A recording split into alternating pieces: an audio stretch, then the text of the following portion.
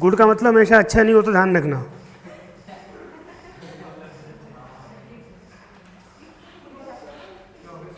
Good morning.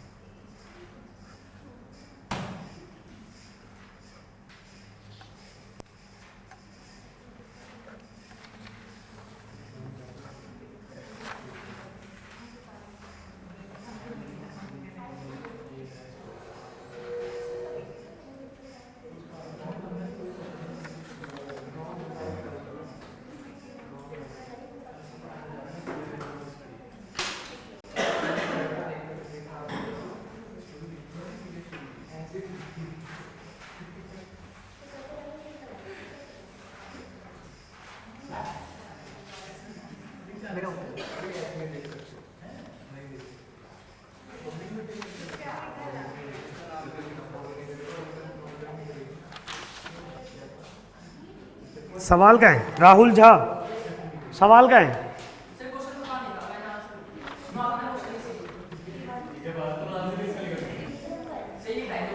कर रहा हूँ तुम्हारा भी कर रहा हूँ।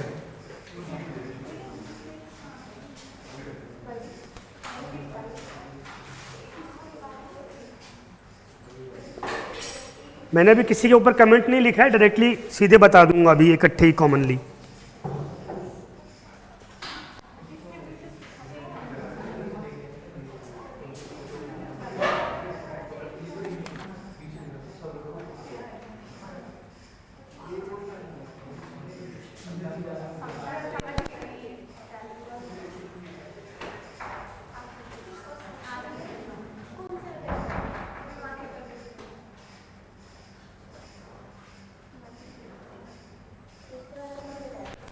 राहुल, पंकज आया हुआ है।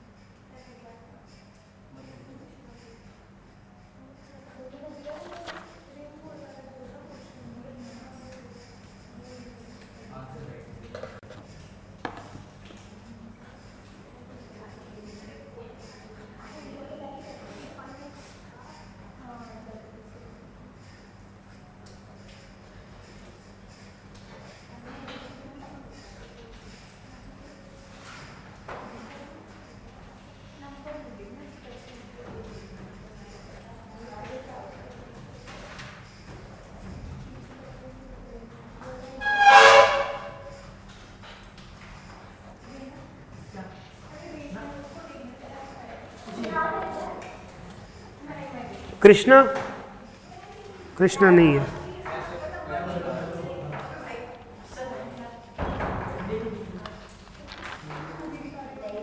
शुभी है मैं, ठीक है।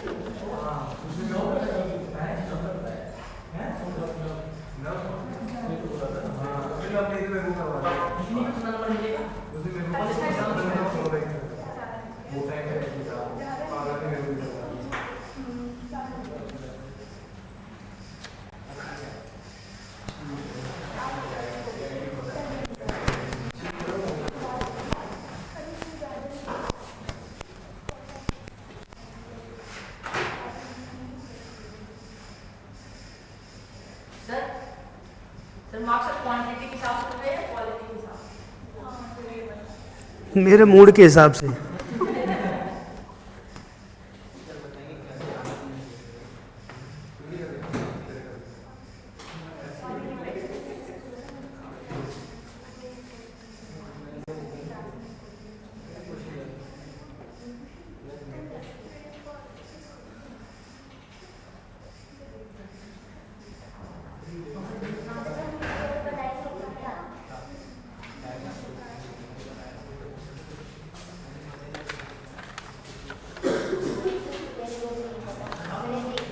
ठीक है, सिमरन आए हुए, आई हुई है नहीं? संध्या कौन है? अच्छा,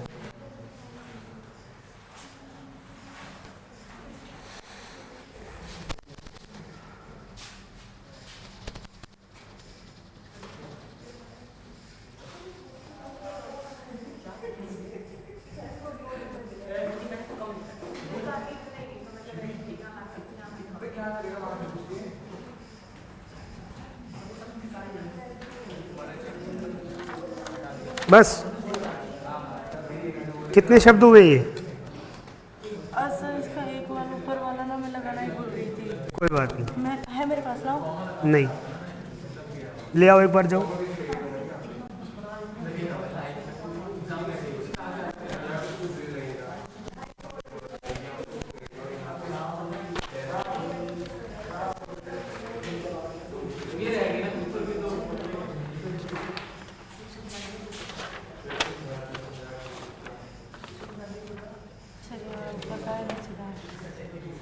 सर क्वेश्चन यहाँ लिखा हुआ है।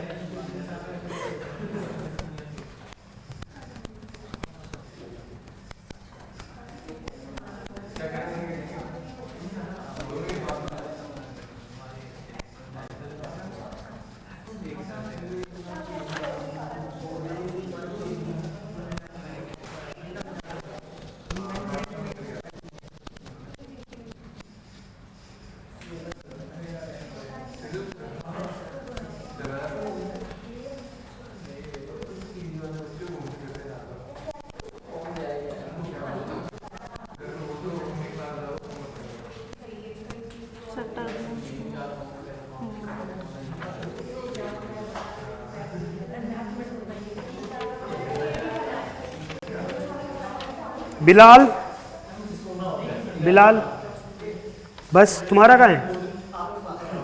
तुम बिलाल हो?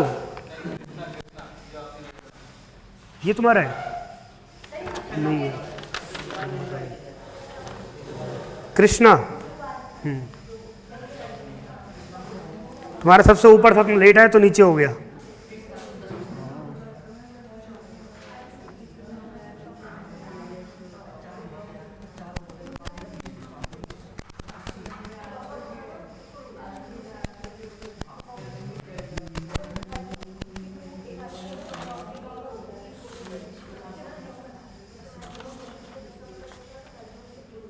ये धा है, धा है? ये घै। अच्छा, घै।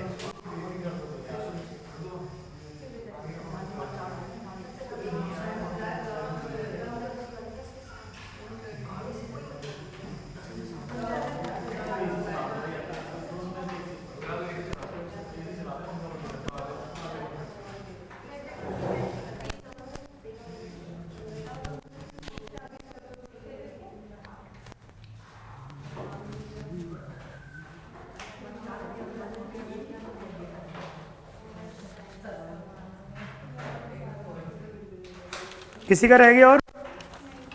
ठीक है, ये कुछ सवाल है मेरे पास, तो ये अतिरिक्त सवाल है, या बाद में चेक कर लेंगे। ठीक है, एक बार थोड़ा सा इस क्वेश्चन को डिस्कस कर लेते हैं और फिर आगे बढ़ते हैं। जब भी आंसर हम चेक करते हैं या आप लिखते हैं तो दो तरह की चीज़ों का हम ध्यान रखेंगे। एक हो गया शब्दों का प्रयोग, full stop, comma, grammar, hand writing, ये एक पार्ट होगा जो सब पे कॉमन लागू होता है। दूसरा एग्जैक्टली सवाल क्या है और उसका एग्जैक्टली उत्तर क्या होना चाहिए, दोनों पार्ट पर हम फोकस करेंगे। अभी जो मैंने आपको नंबर दिए हैं तो दोनों का रोल होता है। ठीक है, आपने बहुत अच्छा सवाल लिखा है, बहुत अच्छा उत्तर लिखा है उसका, लेकिन आपका ग्रामर बहुत ही बेकार है, आपने full stop, comma, dash, paragraph उसका यूज नहीं किया है, तो ऑब्वियस में थोड़ा सा फर्क पड़ता है।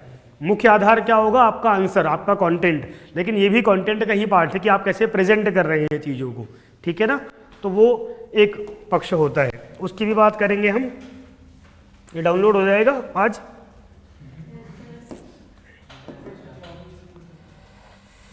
दूसरा होता है कि जो हम सवाल लिख रहे हैं उसका जो एग्जैक्ट उत्तर है, ठीक है। पहले हम आंसर की चर्चा करते हैं, फिर ग्रामर वाले पार्ट पर आएंगे। अब सवाल क्या था? विश्व में को समझाइए, ठीक है। एक्सप्लेन या describe the distribution of rainfall in the world. शुरुआत कैसे करनी चाहिए? स्टार्टिंग में क्या होना चाहिए था? हाँ जी, क्या? हाँ, तो सबसे पहली चीज क्या होगी? उसने वर्षा की बात की है, तो एक लाइन में या दो लाइन में वर्षा माने क्या, ये अपने को बताना है, ठीक है। तो वर्षा की हमने परिभाषा दे दी। उसके बाद अगला स्टेप क्या होगा? उसके प्रकार, उसके टाइप्स, ठीक है। अब यहाँ पर टाइप्स केवल बताने हैं आपको, उसको एक्सप्लेन, उसने वर्षा के प्रकारों के बारे में नहीं पूछा हुआ है। मेन उसका क्वेश्चन क्या है? विश्व में वर्षा जल के वितरण को समझाना है। अभी दो तीन बच्चों ने बहुत अच्छा टाइप बता दिया, पर टाइप तो पूछा ही नहीं है उसने, ठीक है। टाइप खाली किस लिए बताना है कि हमको बता रहे कि हाँ हमको मालूम है ये प्रकार होता है और इसके आधार पर फिर वर्षा का वितरण होगा, डिस्ट्रीब्यूशन ऑफ रेनफॉल होगा। तो हमने टाइप्स बता दिए। अगर आपका मन नहीं मान रहा कि एक्सप्लेन करके मानूंगा, ठीक है, तो उसको एक लाइन में कर देना एक्सप्लेन, वरना उसको छोड़ देना, टाइप बता करके छोड़ देना उसको, ठीक है। टाइप्स को बहुत डिटेलिंग में नहीं जाना, वो आपका टाइम, आपका मार्क्स, आपका सब कुछ खराब कर रहा है, ठीक है। इसके बाद नेक्स्ट क्या लगता है अब क्या आना करना चाहिए प्रेजेंट? इसके बाद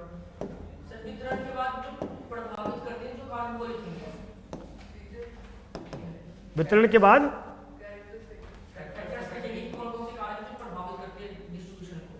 अच्छा, तुम कैसे डाउनलोड हो गया? कहाँ हुआ है? छोड़ो, क्या फर्क पड़ रहा है? क्या?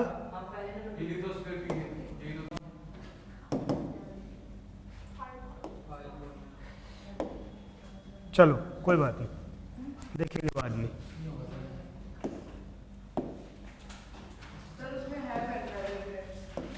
क्या है? ठीक है, तो अभी हम आंसर राइटिंग की बात कर रहे थे। तीन चीजें होती, मैंने पहले भी बताया हुआ। ये कलर दिख रहा है क्या? ठीक है। पहला हो गया इंट्रो।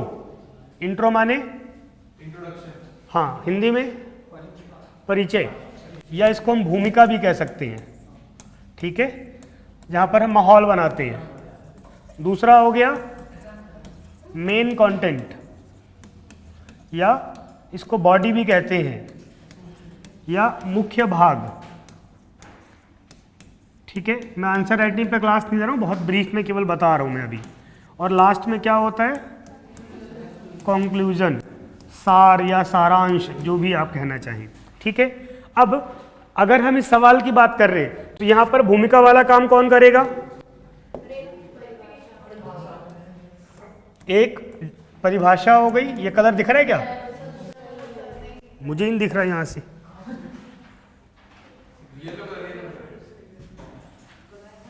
ठीक है, एक हो गई परिभाषा और दूसरा हो जाएगा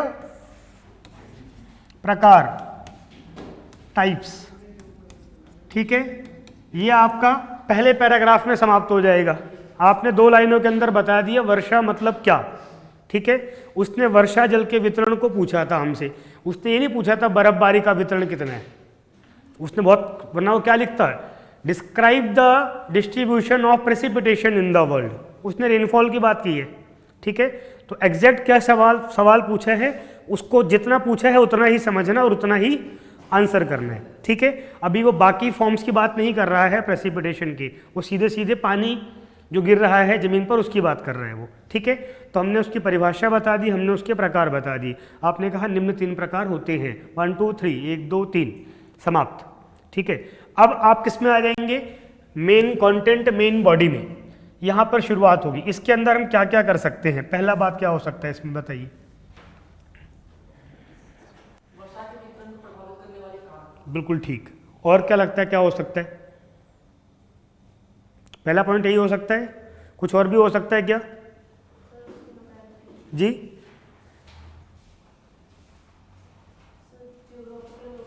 किसकी?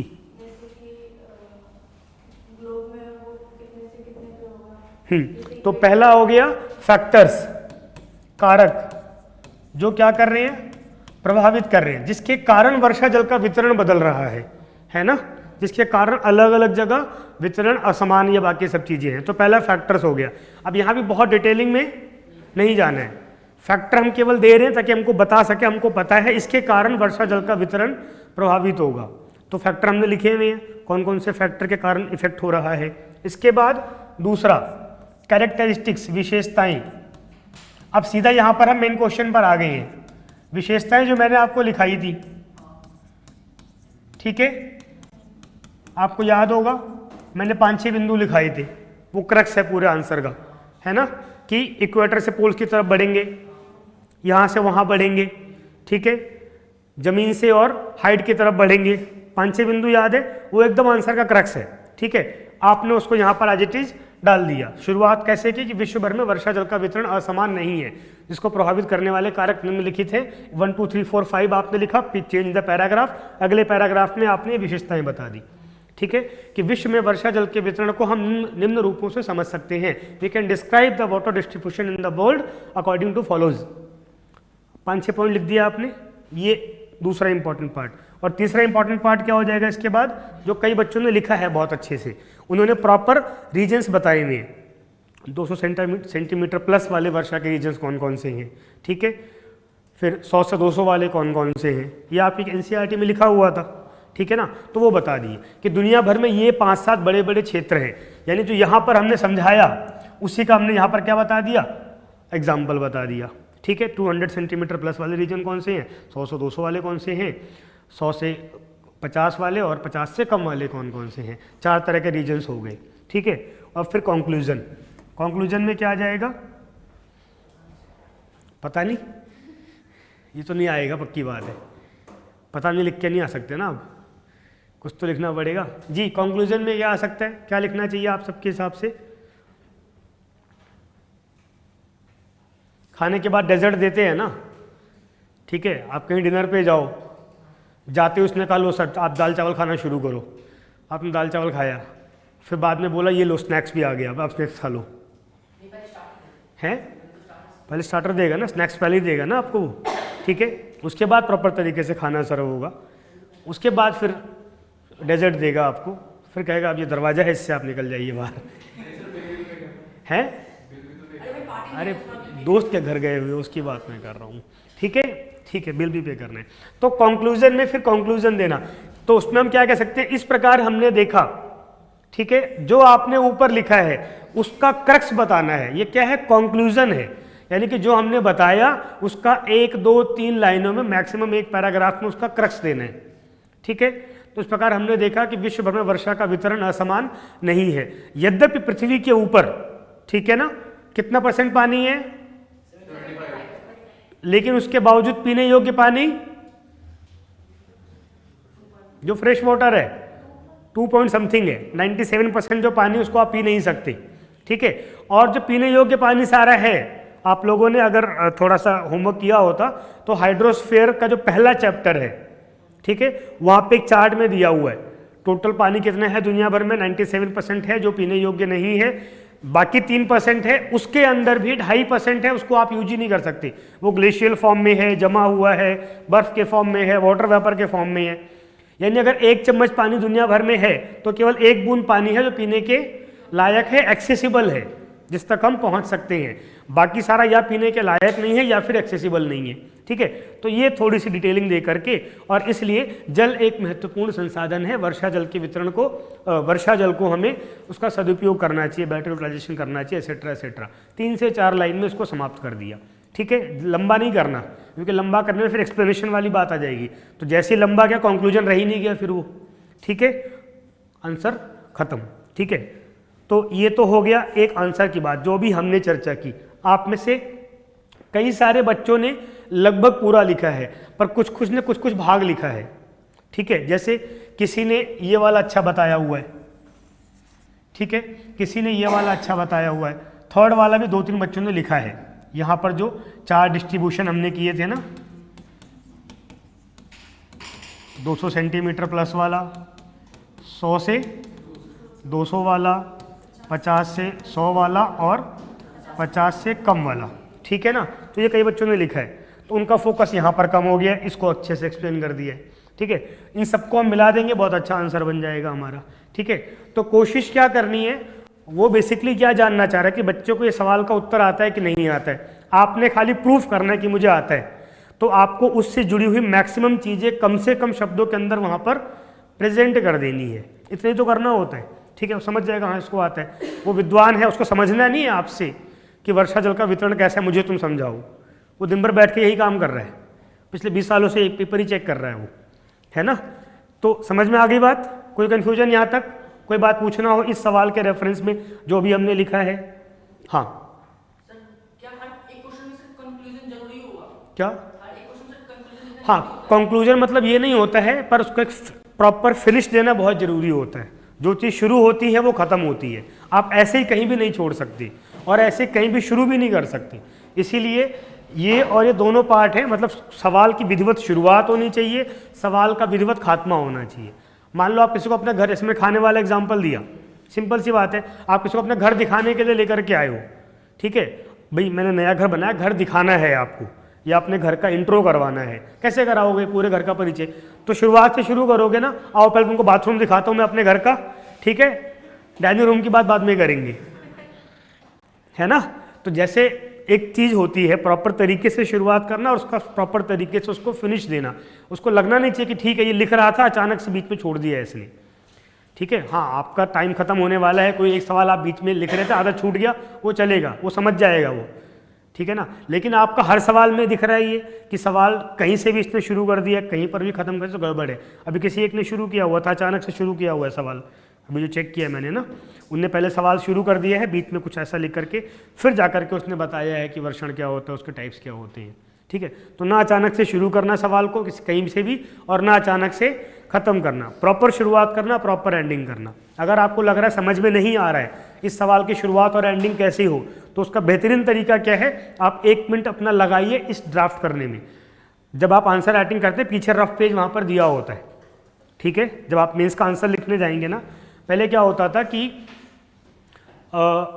जितना मर्जी स्पेस आप यूज करो, पिछले 4 सालों से 5 सालों से क्या हो गया, स्पेस फिक्स होकर के आता है, ठीक है ना।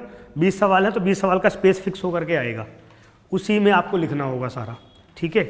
लेकिन लास्ट में रफ पेजेस दिए हुए होते हैं आपके क्वेश्चन पेपर के साथ में, देखा होगा आप लोगों ने, जिस पर आप कुछ रफ वर्क कर सकते हैं। तो वहाँ पर क्या करो, वहाँ पर ड्राफ्ट कर लो आप पहले। आपको सवाल का आंसर लिखना है, समझ में नहीं आ रहा, आप वहाँ पर तुरंत जा करके लिखो, इसका इंट्रो में क्या लिखूंगा मैं, ठीक है, 1-2 पॉइंट लिख लिया। फिर इसकी मेन बॉडी में क्या लिखूंगा मैं, वहाँ पर आपने 2-3 पॉइंट सोच लिए, ठीक है ना। ये पॉइंट सोचिए, उसके सब पॉइंट भी आप सोच सकते हो, ठीक है। और कंक्लूजन में क्या डाल सकता हूँ ये भी आप सोच सकते हो।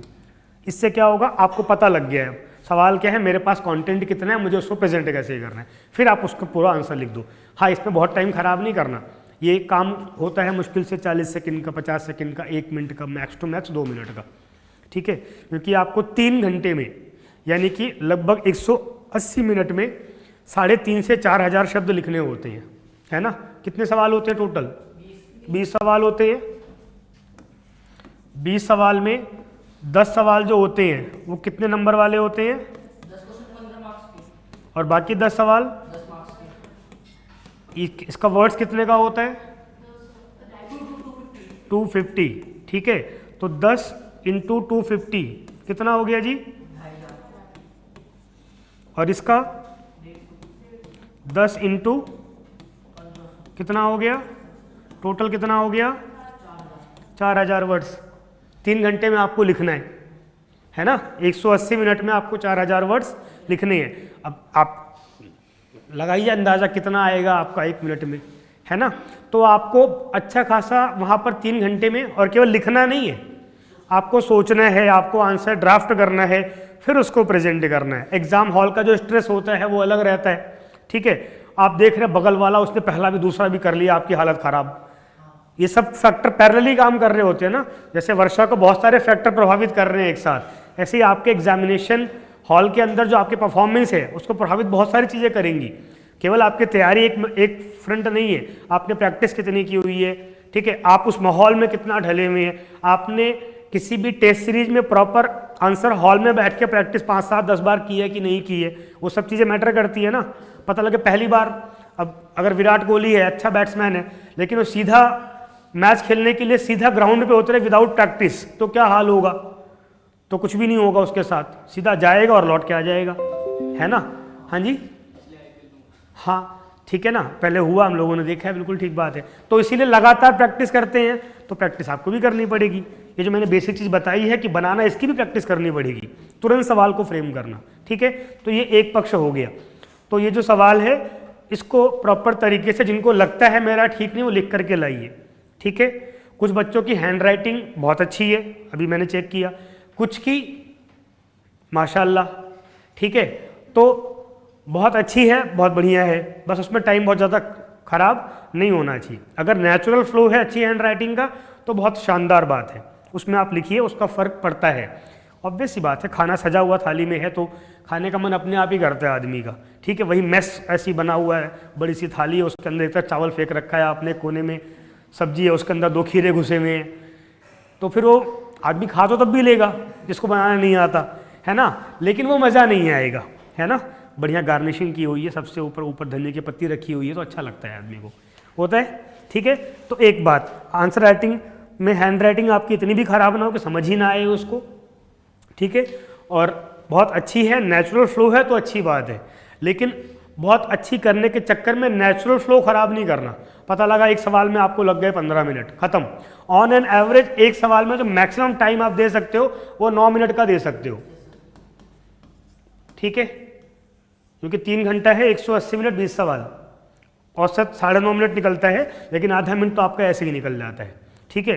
तो 9 मिनट के अंदर आपको सवाल सोचना है, सवाल को पढ़ना है, समझना है, ड्राफ्टिंग सोचनी है और उसकी आंसर राइटिंग करनी है। ये आएगा प्रैक्टिस से, ठीक है। जितना ज़्यादा आप आंसर लिखेंगे उतना ज़्यादा आपको अभ्यास होता जाएगा, प्रेशर को झेलने का, माइंड को शिफ्ट करने का, ज्योग्राफी से हिस्ट्री, हिस्ट्री से ज्योग्राफी, वर्ल्ड हिस्ट्री से इंडियन हिस्ट्री, इंडियन हिस्ट्री से art and culture, world geography से इंडियन ज्योग्राफी, इंडियन ज्योग्राफी से इंडियन सोसाइटी, सब्जेक्ट भी तो पैरेलल ही होते हैं ना वहाँ पर, ठीक है। जो प्रैक्टिस से होगा। तो ये तो मैंने कंटेंट की बात अभी कर ली। यस, इसमें कोई बात कुछ पूछना हो किसी को तो? सर जो मेन कंटेंट वाला बॉडी है उसमें सर मैप अगर बनाना हो वर्ल्ड का तो कैसे बनाएंगे उस टाइम?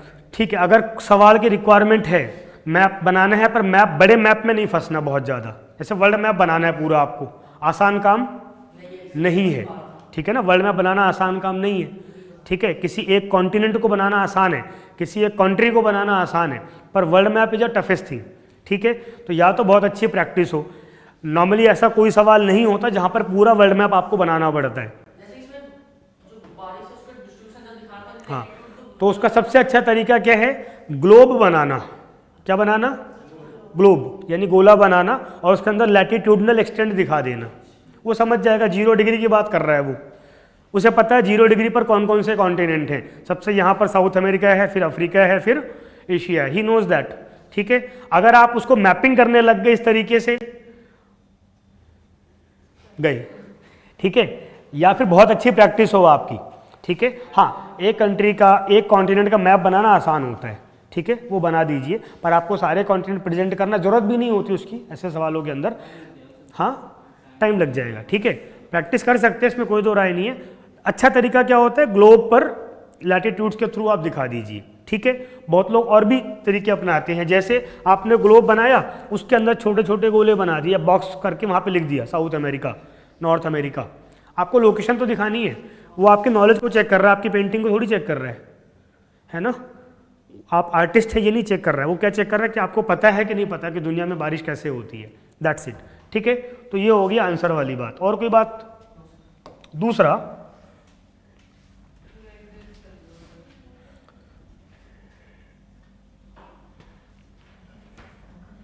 चलो दूसरा हो गया लैंग्वेज,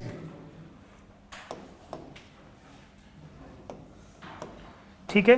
भाषा बहुत बड़ी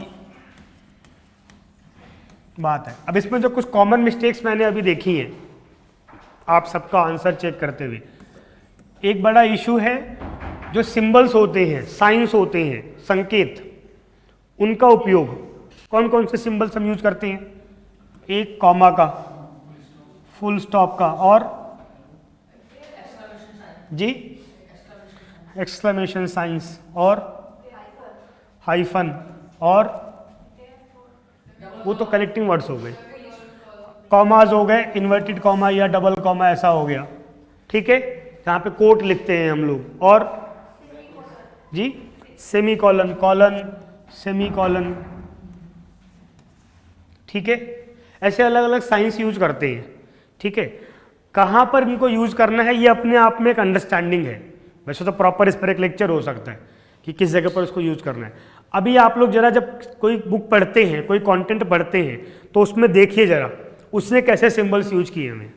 आप कहीं भी कुछ भी यूज नहीं कर सकते, ठीक है, और जहाँ पर यूज करना है वहाँ पर आप छोड़ नहीं सकते वरना प्रॉब्लम हो जाएगी। तो एक तो सिंबल्स या जो साइंस होती है बहुत इंपॉर्टेंट है। जैसे आपने लिखा है कि दीज टाइप्स आर फॉलोज, ये प्रकार निम्नलिखित हैं। अब उसके बाद आप फुल स्टॉप नहीं लगा सकते, क्या लगाना होगा? हाइफन लगाना होगा, ये प्रचलित है, ठीक है। क्या?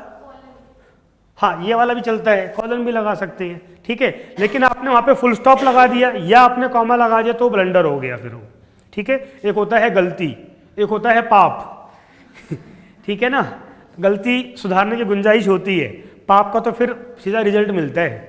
अगर आपने पाप किए हैं तो उसकी सजा मिलेगी। किसी को थप्पड़ मार दिया आपने समझा बुझा करके, काम चल गया। किसी का मर्डर कर दिया आपने तो भैया अब तो फिर सजा मिलनी है, ठीक है। तो गलती करना लेकिन पाप नहीं करना। तो कुछ छोटे छोटे पाप होते हैं, जैसे अब आपने इंट्रो लिखा, आपने फॉलोइंग वहाँ पर लिखा हुआ, फुल स्टॉप लगा दिया वहाँ पर, और फिर आप नीचे टाइप बता रहे हो 1 2 3, ये क्या हो गया? पाप हो गया, ठीक है। ये पाप नहीं करना, कई लोगों ने कर रखा था अभी, ठीक है। तो ये ध्यान करना, एक तो ये हो गया। दूसरा जो बड़ी समस्या है वो शब्दों को लेकर के है।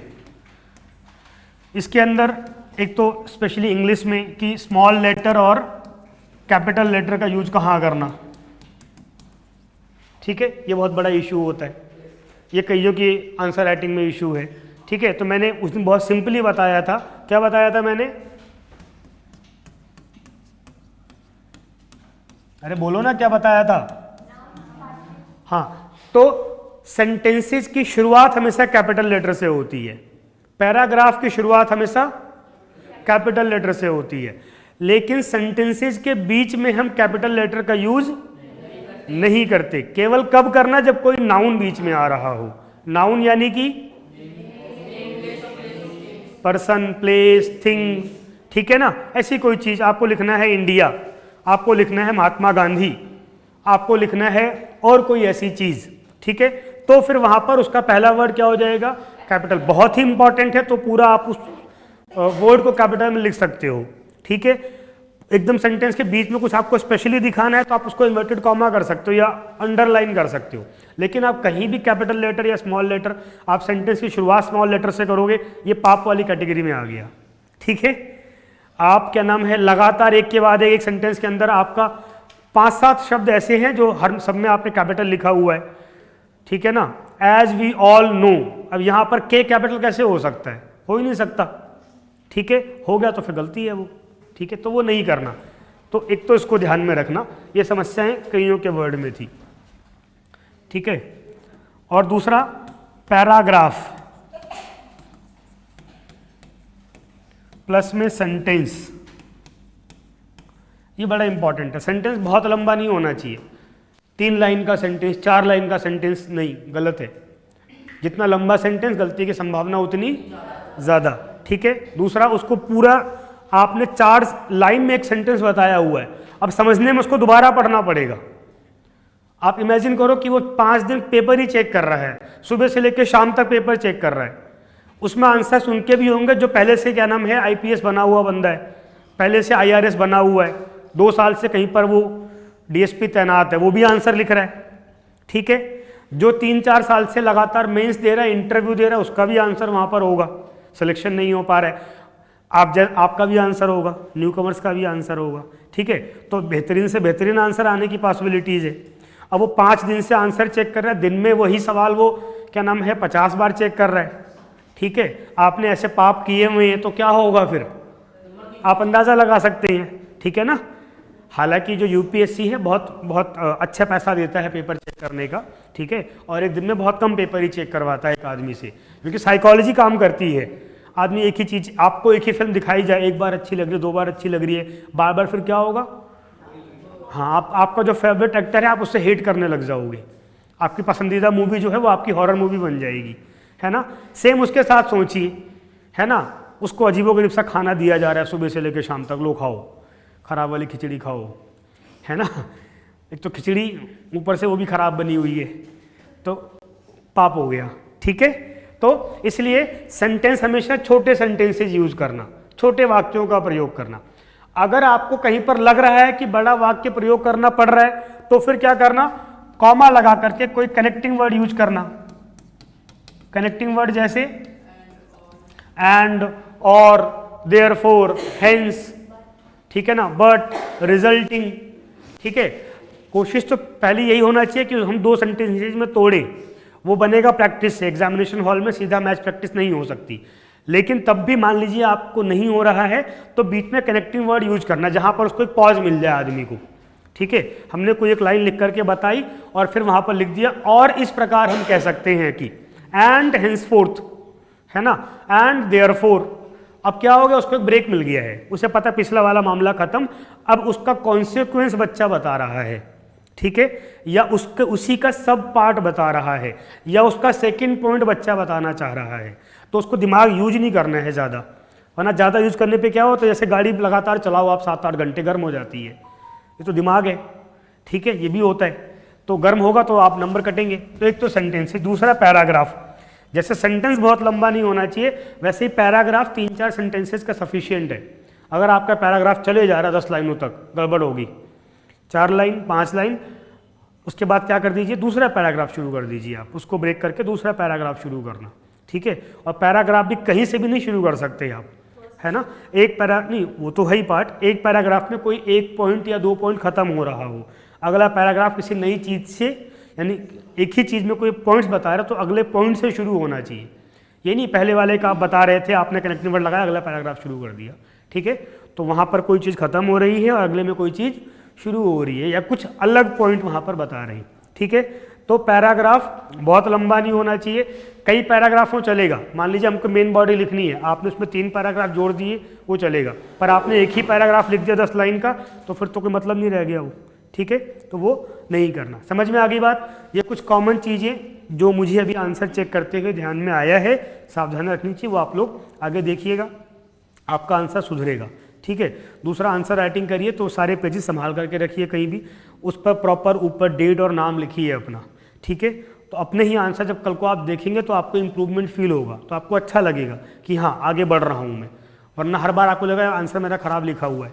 लेकिन जब आप पिछले वाले से आप कंपेयर करोगे तो लगेगा हाँ अच्छा है, तो एक सकारात्मक पॉजिटिव फीलिंग आती है, ठीक है। कोई बात यहाँ कहनी है किसी और को तो बताइए, वरना लेक्चर की शुरुआत की जाए। वर्ड रिपीटेशन से कैसे बचे? अच्छा, थोड़ा सा और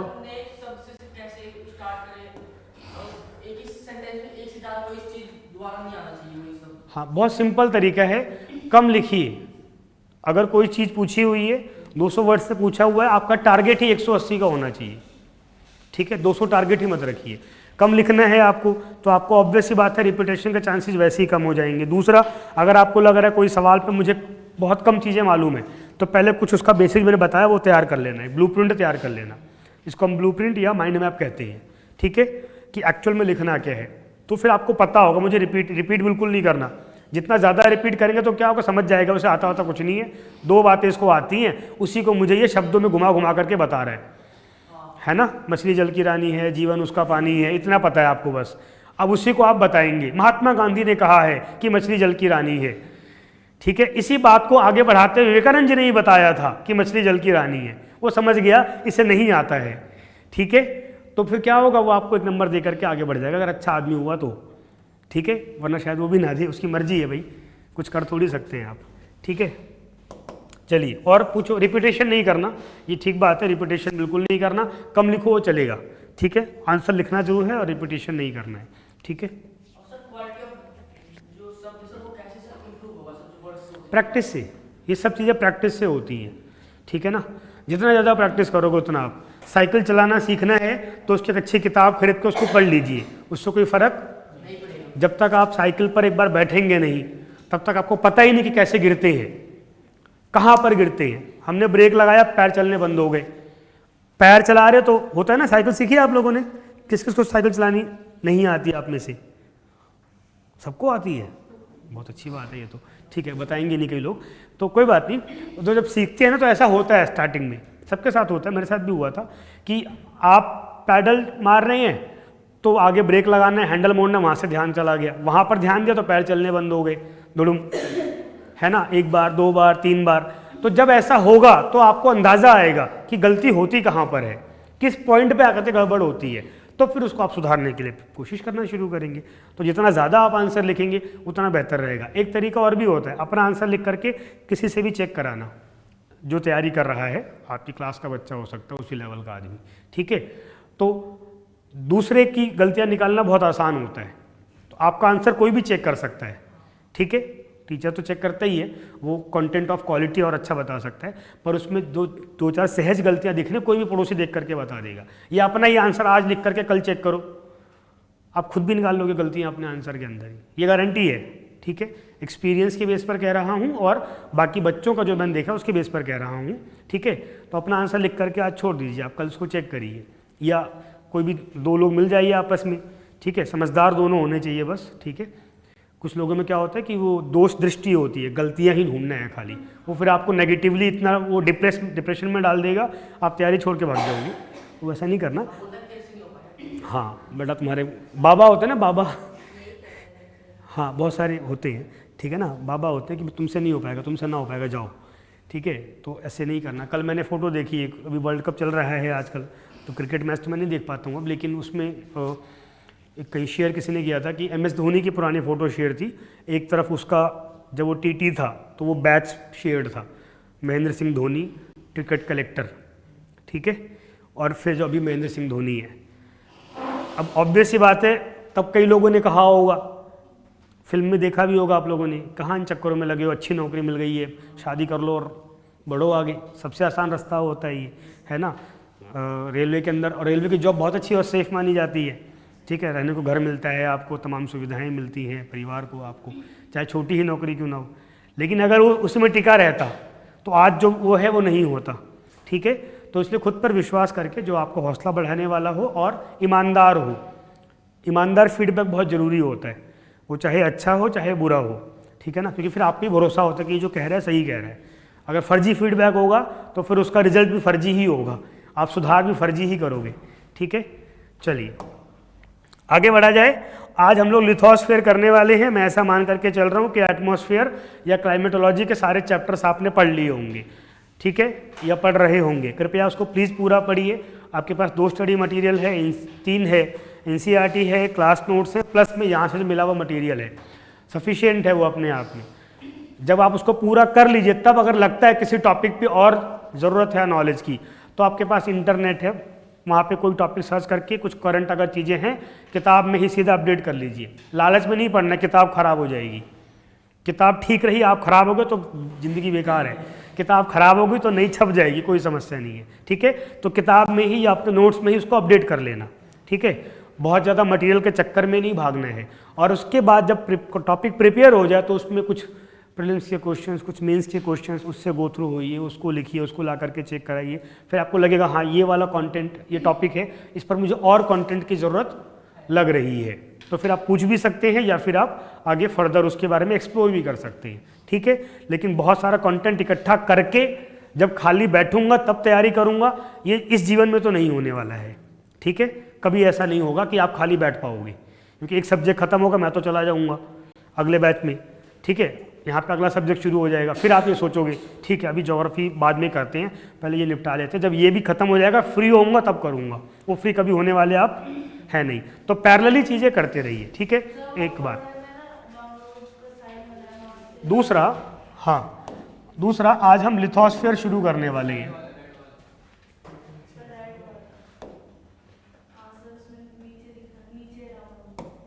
दूसरा आज हम क्या शुरू करने वाले हैं? लिथोस्फेयर, ठीक है। इसी को हम जियोमॉर्फोलॉजी भी कहते हैं। क्या कहते हैं? हाँ, हिंदी में भू आकृति विज्ञान या स्थल मंडल सहज भाषा में कह देते हैं, ठीक है। तो आपकी जो एनसीईआरटी की बुक है या नॉर्मली जो ज्योग्राफी की बुक्स है उसमें पहला यूनिट यही वाला दिया होता है यूनिवर्स के बाद, ठीक है।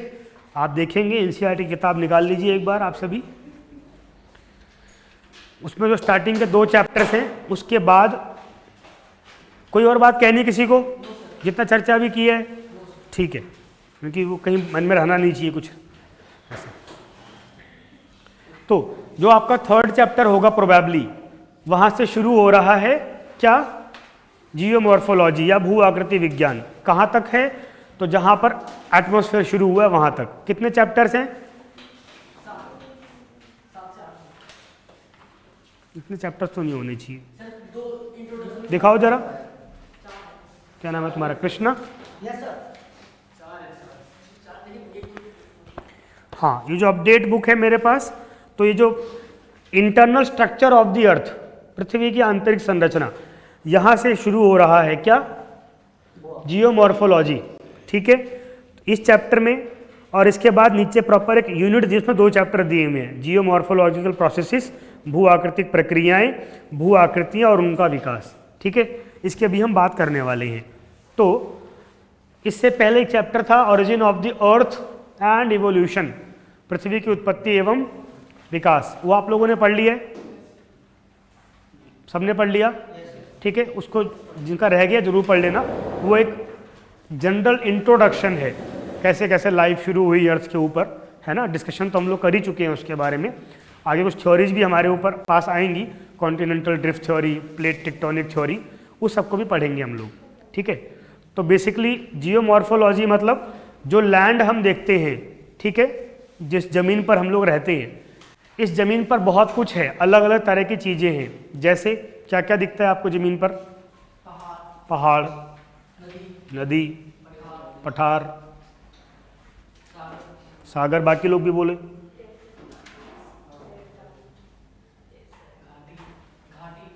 घाटी, और जी पेड़ पौधे, डेजर्ट्स और डेल्टाज। हाँ हाँ, वो एक चीज़ तो एक ही हो गई ना वो, ठीक है। तो जो 5-6 बड़े स्पेसिफिकेशंस हो सकते हैं। एक, ये जो धरती है हमारी, या 2 ही भाग में केवल अगर हम बांट दें, ये धरती है ना।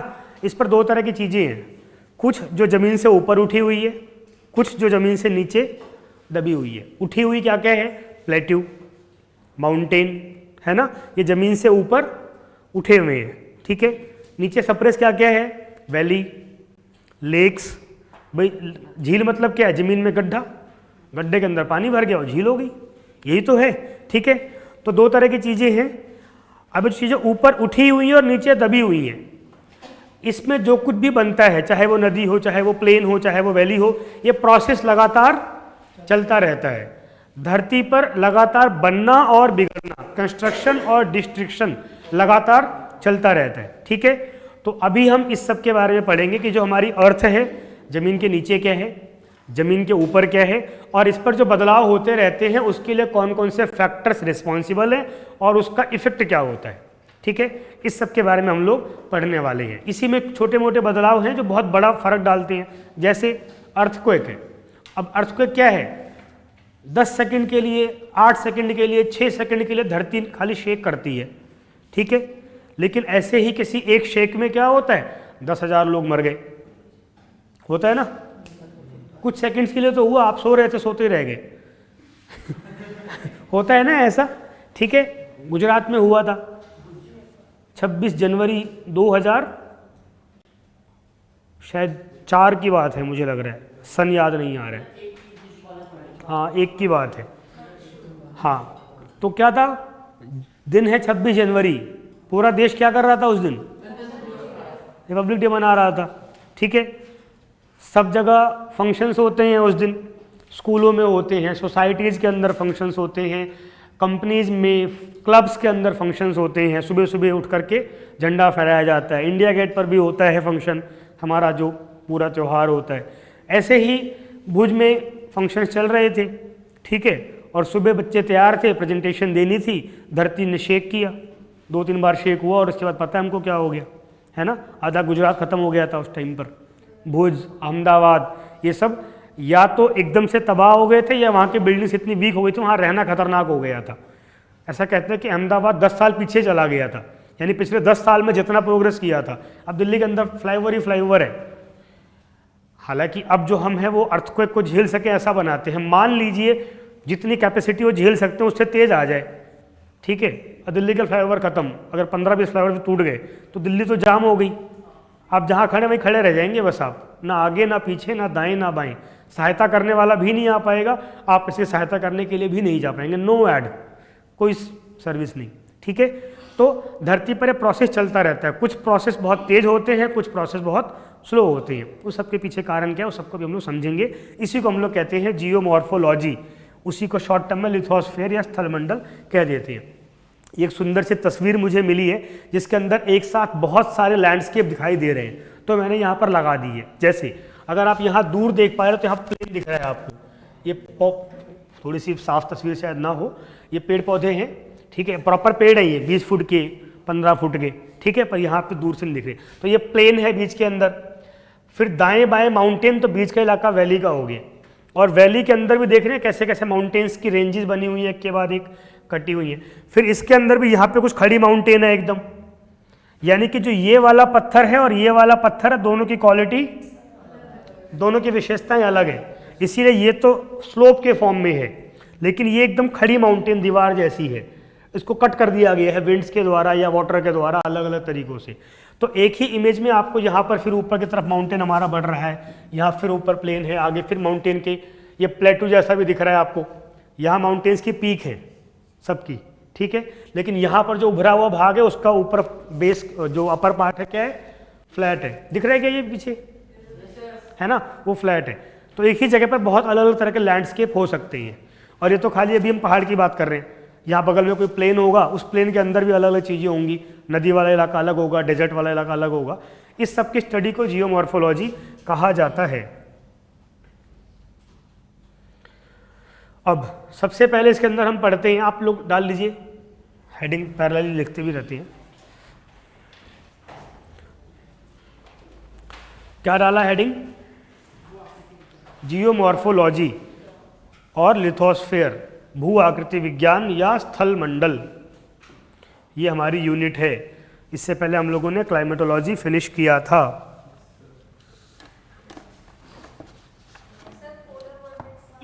जी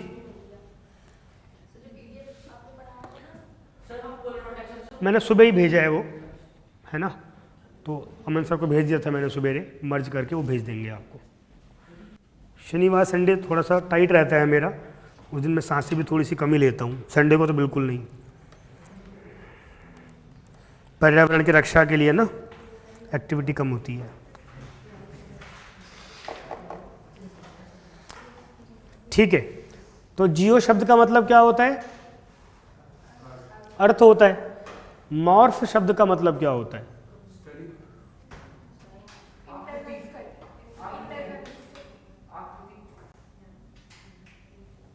और हाँ आकृति हो सकता है। स्टडी के लिए तो ग्राफी या लॉजी वही वर्ड होता है, ठीक है, तो लॉजी तो लास्ट में लगा हुआ है, 3 वर्ड हैं, जियो, मॉर्फो, लॉजी, ठीक है। तो हाँ, स्ट्रक्चर, आकृति, शेप, पेन कहाँ गया, ये रहा।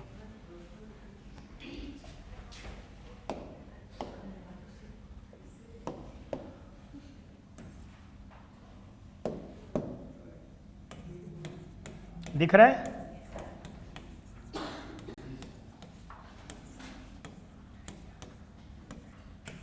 पहला वर्ड हो गया जियो, दैट मीन्स भू या पृथ्वी या अर्थ। दूसरा वर्ड हो गया मॉर्फ, मॉर्फ मतलब हो गया शेप, आकृति, स्ट्रक्चर।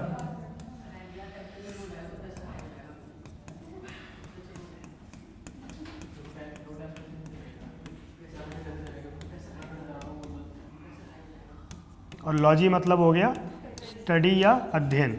आप लोगों ने कई बार ऐसा भी सुना होगा कि उसकी पिक्चर मॉर्फ कर दी गई है, यानी उसकी पिक्चर क्या होगी, बिगाड़ दी गई है ना, कई बार ऐसा होता है ना, ठीक है। तो मॉर्फ का मतलब हो गया कोई भी जो स्ट्रक्चर है उसमें बदलाव होना या नया स्ट्रक्चर डेवलप होना, या स्ट्रक्चर सिंपल लैंग्वेज में। तो उसका ओवरऑल मतलब क्या हो गया, अर्थ की स्ट्रक्चर या शेप का अध्ययन करना, ठीक है। लिख लीजिए इसको, ऐसे ही लिखते रहो। हाँ,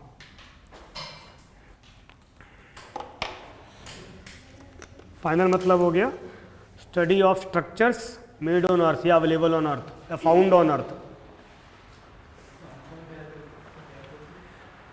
पृथ्वी पर पाई जाने वाली संरचनाओं का अध्ययन, फाइनल जो उसका मतलब हो गया।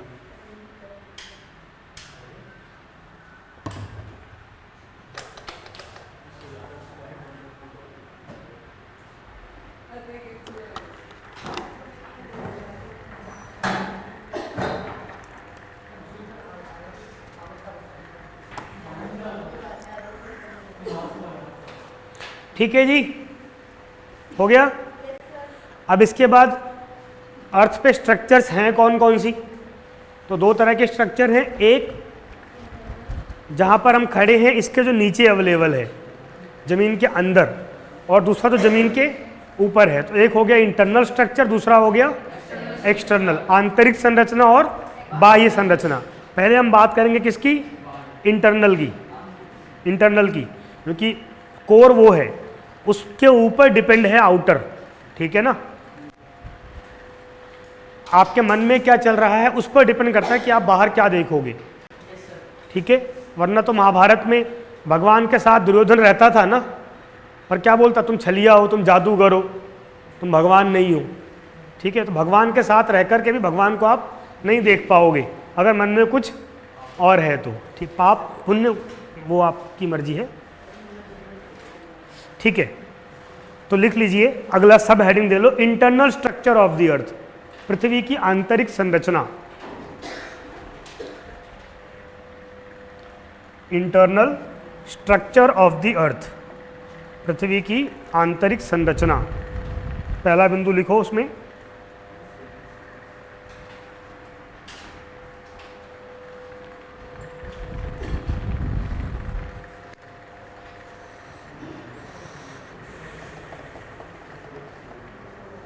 लिखिए, these structures can be two following types dash, ये संरचना निम्न दो प्रकार की हो सकती है डैश, जिसको हाइफन भी कहते हैं।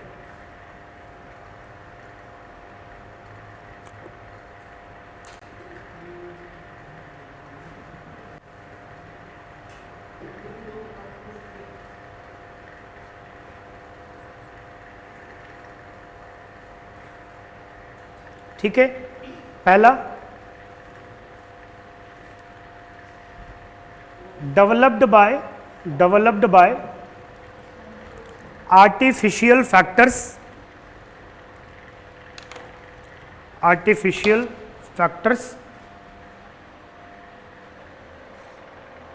हिंदी में लिख लीजिए।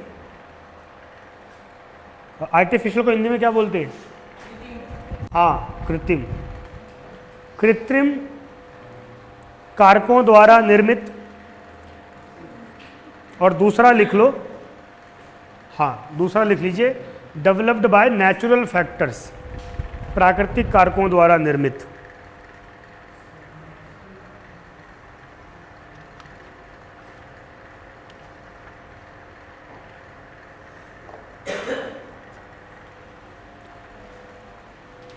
आर्टिफिशियल फैक्टर्स कौन कौन से होते हैं, जो हमारे धरती पर पैरेलली काम करते हैं, तो जिनको हम फोर्सेस कहते हैं।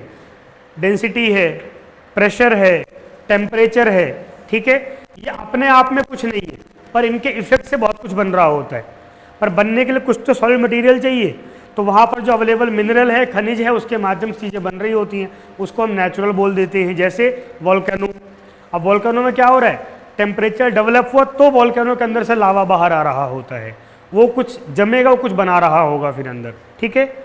यही दो हमारे अर्थ के स्टडी के सोर्सेज भी होते हैं, ठीक है।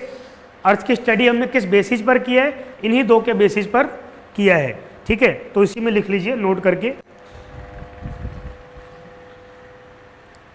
These above two factors are also sources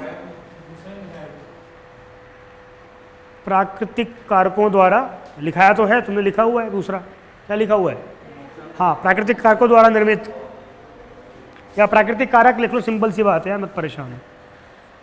ठीक है, इसके नीचे लिख लो नोट में, these above two factors are the sources of to study of earth, sources to study of अर्थ।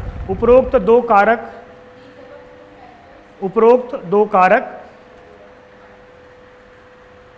पृथ्वी के अध्ययन के स्रोत भी हैं, पृथ्वी के अध्ययन के स्रोत भी हैं। दीज क्या बोला मैंने? अबव फैक्टर्स आर टू, क्या बोला? Are the sources to study of earth, to study of अर्थ।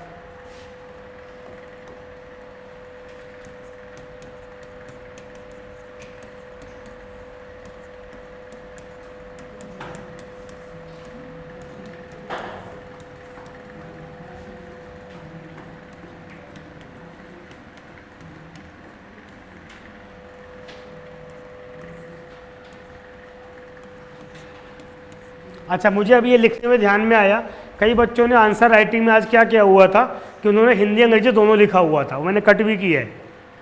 ठीक है ना, जैसे आपने कोई इमेज बनाई है, लीवर्ड विनवर्ड भी लिख दिया, हिंदी भी, ऐसा नहीं करना है। ये तो मैं कॉमन पढ़ रहे हैं तो मैं कॉमन लिख रहा होता हूँ, पर हिंदी वालों को केवल हिंदी लिखना है, आंसर राइटिंग में दोनों लिखने की जरूरत नहीं है। ठीक है, कोई बहुत भारी शब्द ऐसा आ रहा है तो फिर आप दोनों लिख सकते हैं, मतलब जो आपको जिसका हिंदी ही नहीं आ रहा तो उसको आप इंग्लिश में एज इट इज लिख सकते हैं, या फिर उसी वर्ड को देवनागरी में लिख देना। ठीक है, लेकिन जैसे अभी लिखा है नेचुरल प्राकृतिक दोनों नहीं लिखना, वो फिर गड़बड़ है मामला। ठीक है, चलिए, तो इसके बाद ऐसा बना लो आर्टिफिशियल नेचुरल। आर्टिफिशियल में एक हो गया टेम्परेचर, तापमान, दूसरा हो गया डेंसिटी, घनत्व, और तीसरा हो गया प्रेशर, दाब।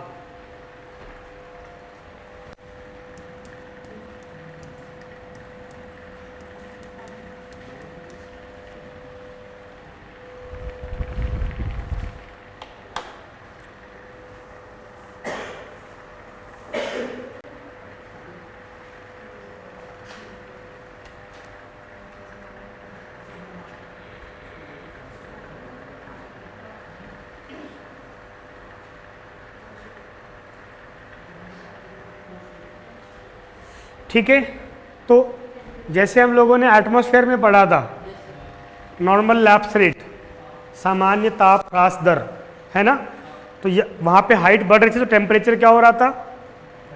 घट रहा था। यहाँ पर भी कुछ ऐसा होता होगा, तो यहाँ पर भी हाइट बढ़ती है तो टेम्परेचर बढ़ता है, घटता नहीं है यहाँ पर। ठीक है, ऑब्वियस सी बात है, जितना गहराई में जाएंगे तापमान उतना ज़्यादा बढ़ जाएगा।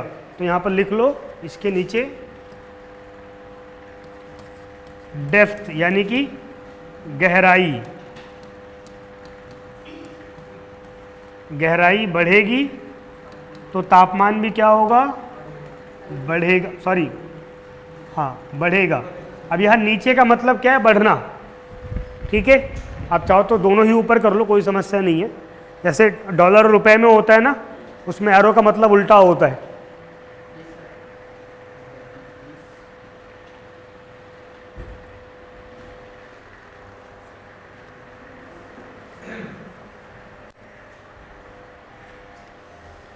ठीक है, गहराई बढ़ने के साथ साथ तापमान बढ़ता है। और ऑन एवरेज अगर हम बात करें तो नॉर्मली क्या होता है कि 32 मीटर पे पर 32 मीटर टेम्परेचर 1 डिग्री सेल्सियस क्या होता है? बढ़ जाता है। ठीक है, आप सिंपल लिख लीजिए, प्रति 32 मीटर पर 1 डिग्री तापमान बढ़ता है सेल्सियस। ठीक है, on every 32 meter temperature increased by 1 degree Celsius. 1 degree Celsius.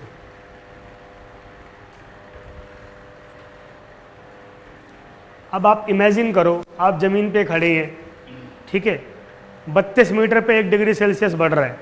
अगर आधा किलोमीटर भी नीचे चले गए, कितना बढ़ जाएगा? आधा किलोमीटर यानी 500 मीटर। और अगर हम चले गए सीधा 1 किलोमीटर नीचे, ज़मीन से 1 किलोमीटर नीचे, टेम्परेचर कितना बढ़ जाएगा? बहुत ज़्यादा बढ़ जाएगा, ठीक है। जहाँ पर हम खड़े हैं, हमारी जो ज़मीन है इससे लगभग 6000 किलोमीटर की गहरी नीचे है, तो वहाँ पे तापमान कैसा होगा, ठीक है।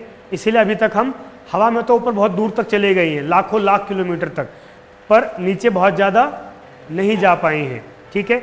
मैक्सिमम जो हम गए हैं, मैक्सिमम 12 किलोमीटर, कहाँ पर गए हैं?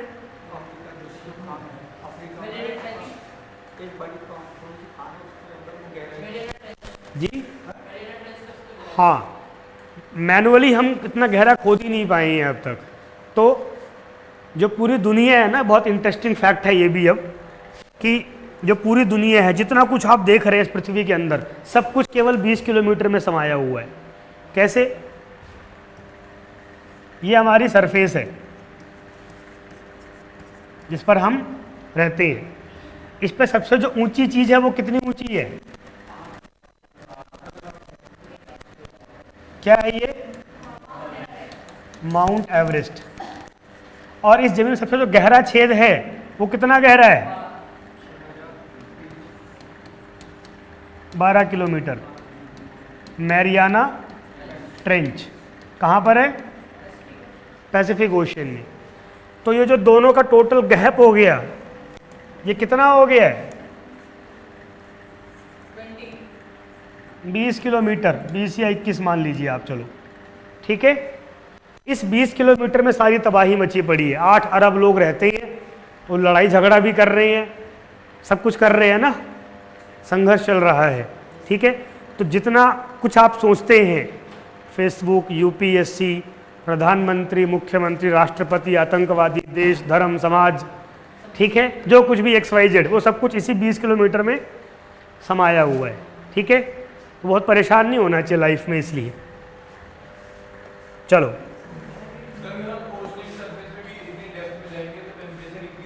क्या? हाँ हाँ, हमने बात की है सरफेस के नीचे जाने की। सरफेस यानी लैंड की। पानी के अंदर गए वो तो हम पानी में ही है, लेकिन जहाँ से फिर क्रस्ट की शुरुआत होगी, क्रस्ट यानी कि ज़मीन की, उसके नीचे जाएंगे तो टेम्परेचर क्या होगा? इंक्रीज होगा। वैसे ओशन के अंदर भी टेम्परेचर पहले थोड़ा सा घटता है, फिर इक्वल हो जाता है, और सबसे bottom of the ocean temperature हमेशा कॉमन रहता है, पूरी दुनिया में इक्वल टेम्परेचर रहता है, लगभग 3-4 डिग्री सेल्सियस के आसपास। आप चाहे इक्वेटर पे खड़े हों, आप चाहे पोल पे खड़े हों, ऊपर टेम्परेचर का वेरिएशन होगा, लेकिन जो उसका बॉटम होगा वो हमेशा क्या होगा? एक जैसा। इसीलिए जब जब पृथ्वी पर तबाही आई है, या जब जब आइस एज आया है, या पूरी पृथ्वी जम गई हो एकदम, ऐसा कुछ भी हुआ हो, तब तब लाइफ कहाँ बची रही है? बॉटम ऑफ द ओशियन, ठीक है, समुद्र के तल में बची हुई। वहाँ पर टेम्परेचर क्या है?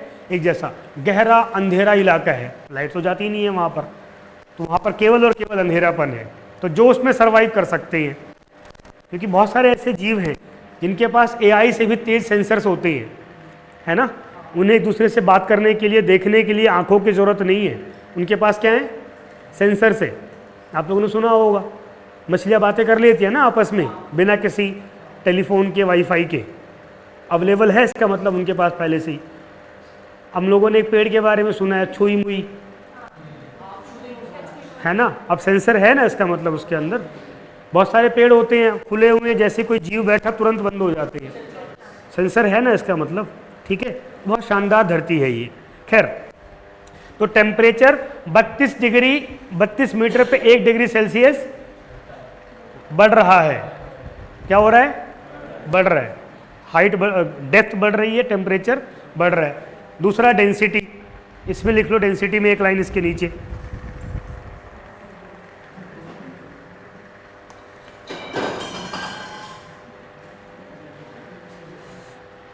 इसमें भी डेप्थ और डेंसिटी सेम है। डेप्थ बढ़ेगी तो डेंसिटी क्या होगी?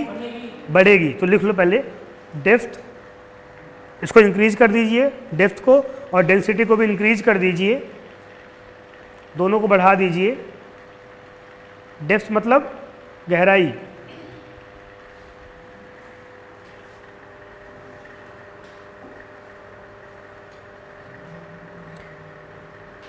और बस इसमें एक चीज़ ये होती है कि ओवरऑल अर्थ की डेंसिटी अलग है और नीचे जो क्रस्ट है उसकी डेंसिटी अलग है, क्योंकि दोनों में जो जिस चीज़ से बनी है वो अलग अलग चीज़ें हैं।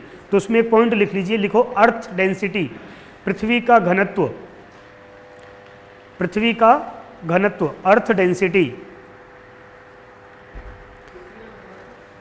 हाँ, कितना है? 3 ग्राम पर क्यूबिक सेंटीमीटर।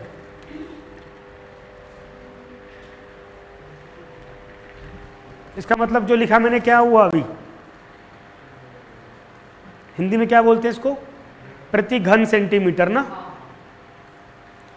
3 ग्राम, इसका मतलब हो गया प्रति घन सेंटीमीटर। उसको लिखते हम CM3 हैं, बोलते क्या है? क्यूबिक सेंटीमीटर या घन सेंटीमीटर। ये तो पता होगा ना आप लोगों को। हाँ, अच्छे बच्चे हैं आप लोग। दूसरा लिखिए, क्रस्ट डेंसिटी, भूपर पट्टी का घनत्व। क्रस्ट डेंसिटी, भूपर पट्टी का घनत्व, वो 5.5 ग्राम पर क्यूबिक सेंटीमीटर कर लो। 5.5 ग्राम पर क्यूबिक सेंटीमीटर। ठीक है, तो पृथ्वी का एवरेज कम है, हम क्रस्ट में गए बढ़ गया, और नीचे जाएंगे तो वो और ज़्यादा बढ़ जाएगा। ठीक है, अब तीसरा आ जाओ, प्रेशर के ऊपर, दाब के ऊपर। यहाँ भी सेम फार्मूला अप्लाई होगा। डेप्थ बढ़ेगी तो प्रेशर क्या होगा? क्यों बढ़ेगा? ग्रेविटी, गुरुत्वाकर्षण इसने खींच के रखा हुआ है सबको सेंटर की तरफ। प्रेशर के अंदर भी लिख लीजिए, गहराई बढ़ने से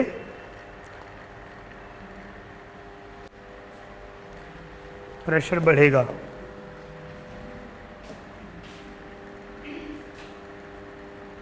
अब हम बात करेंगे किसकी? नेचुरल की। तो अब देखो, धरती के अंदर तो हम जा नहीं पाएंगे, है ना। केवल मैरियाना ट्रेंच है जो 12 किलोमीटर गहरा है, उसके अंदर ही पूरा अंदर जाना आसान नहीं है। कभी आप में से स्विमिंग किया आप में से कुछ लोगों ने, या नदी में गए होंगे नहाने वाने, तो वहाँ अगर थोड़ा सा गहराई में जाओ तो आपके सीने पे प्रेशर फील होता है। आपको क्यों फील होता है? पानी का वजन होता है, वो पानी का वजन होता है जो हमारी बॉडी पे लग रहा होता है।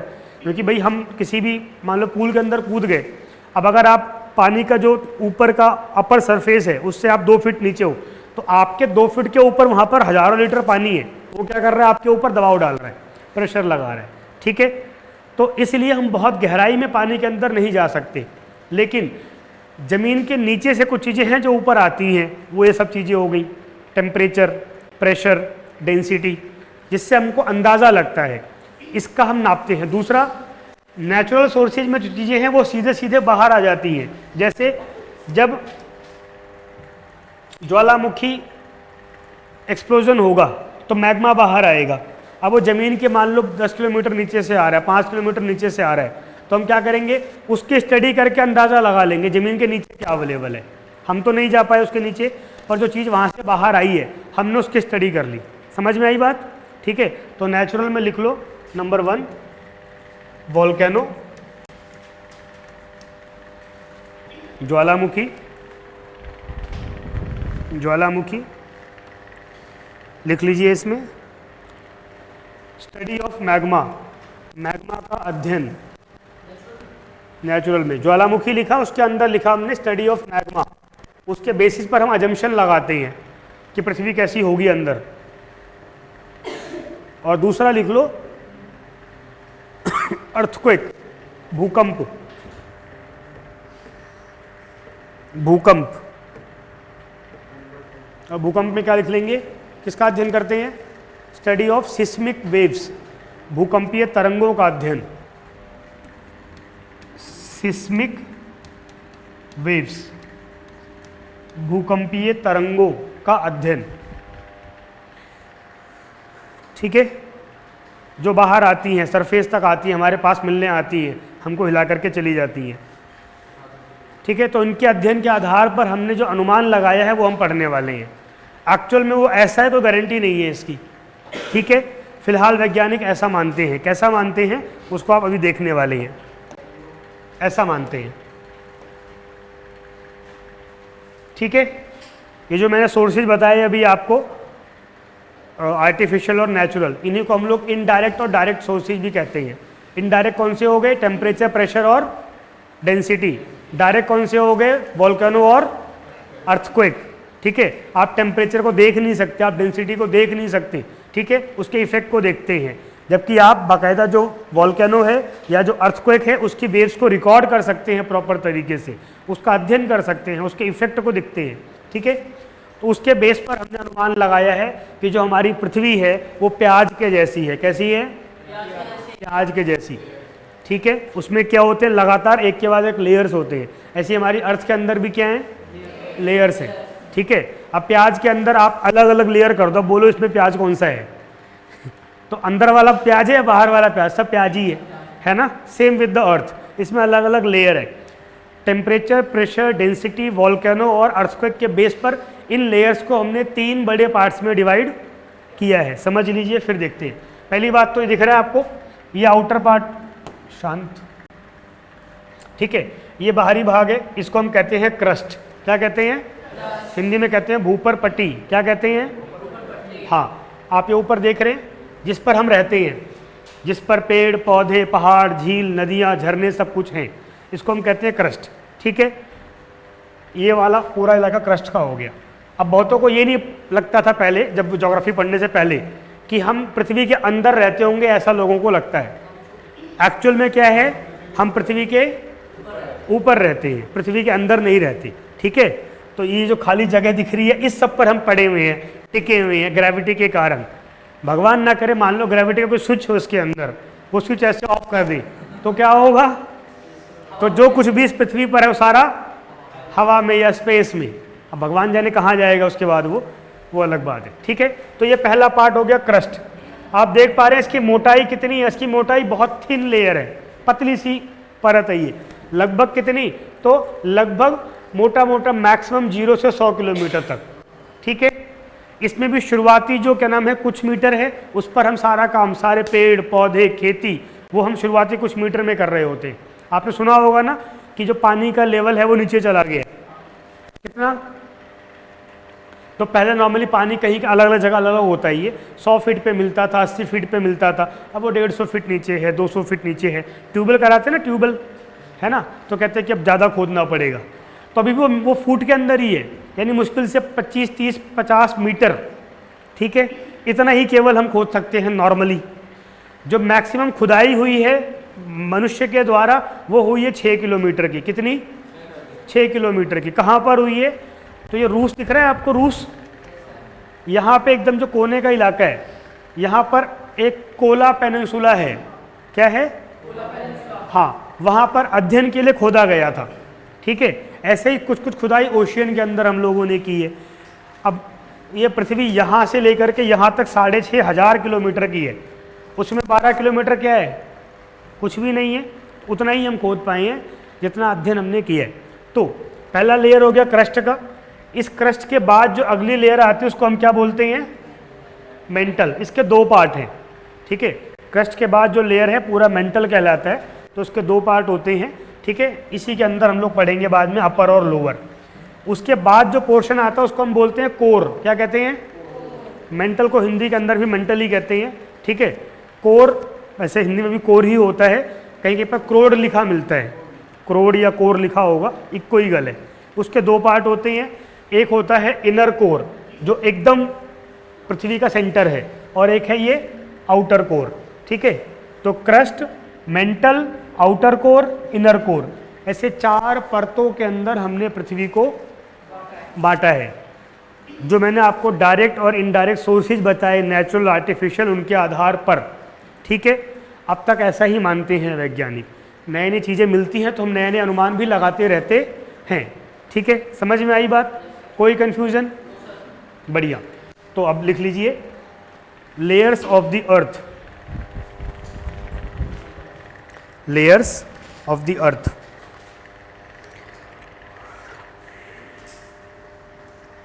पृथ्वी की आंतरिक परतें, लेयर्स मतलब इंटीरियर लेयर है ना, आंतरिक परतें।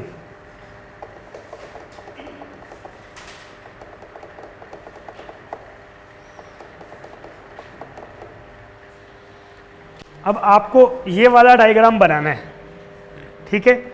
ऐसा नहीं बना पाओगे तो सिंपल सा बना लो, कोई प्रॉब्लम नहीं है। सिंपल सा कैसा बना सकते हैं, है ना, तो ये तो बना ही सकते हैं ना, ठीक है। और फिर इसमें लेयर्स करना है। सबसे नीचे यहाँ, सबसे ऊपर हो गया यहाँ पर क्रस्ट हो गया। क्रस्ट के बाद ये टोटल कितना है यहाँ से लेके यहाँ तक,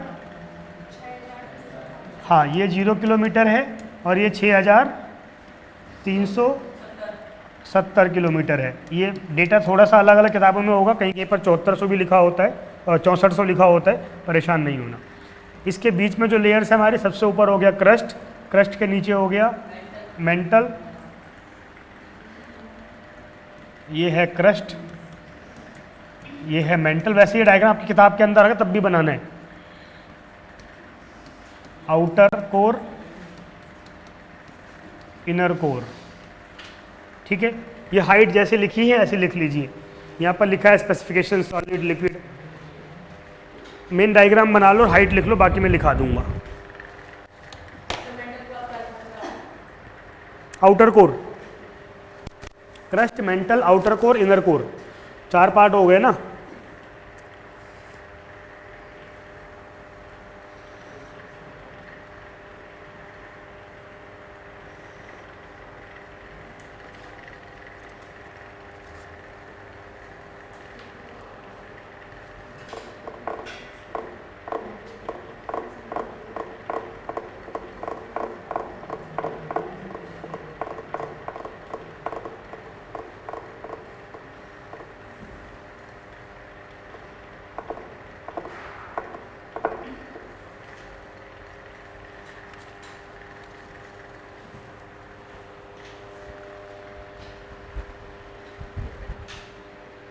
बुक में इमेज दी हुई है इसकी, देखो जरा, जिन लोगों ने बना ली है।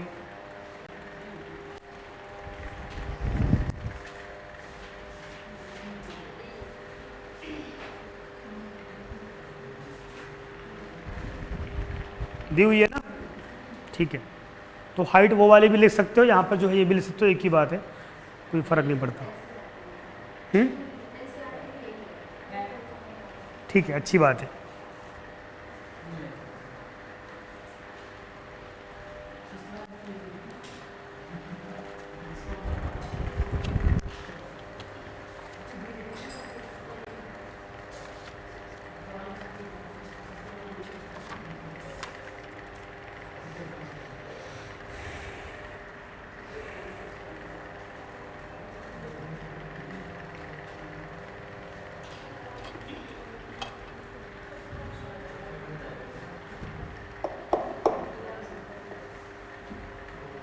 हो गया?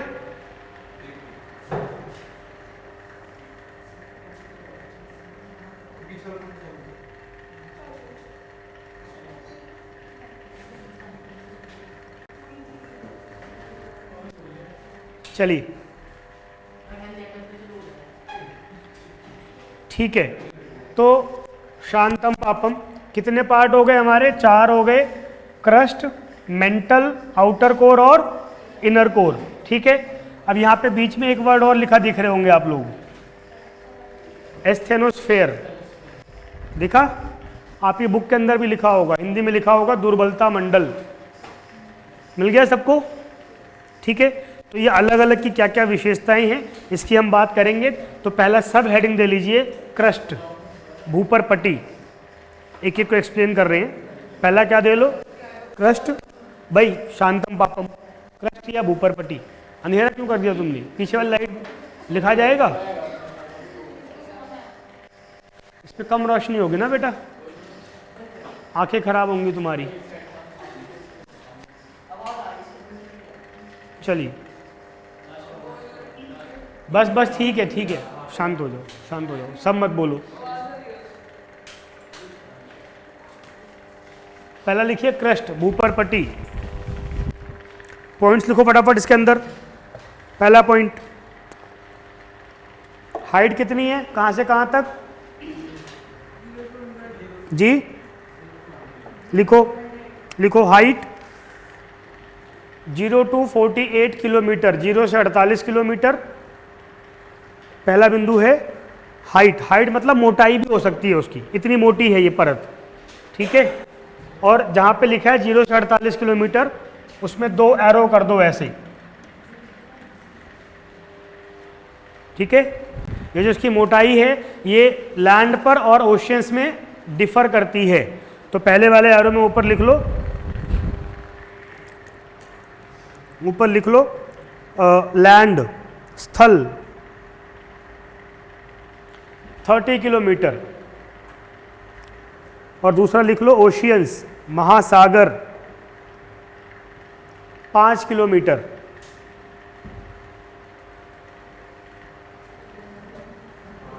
लैंड पे 30, ओशियंस महासागर पे 5 किलोमीटर। इसका मतलब समझ में आया आपको क्या?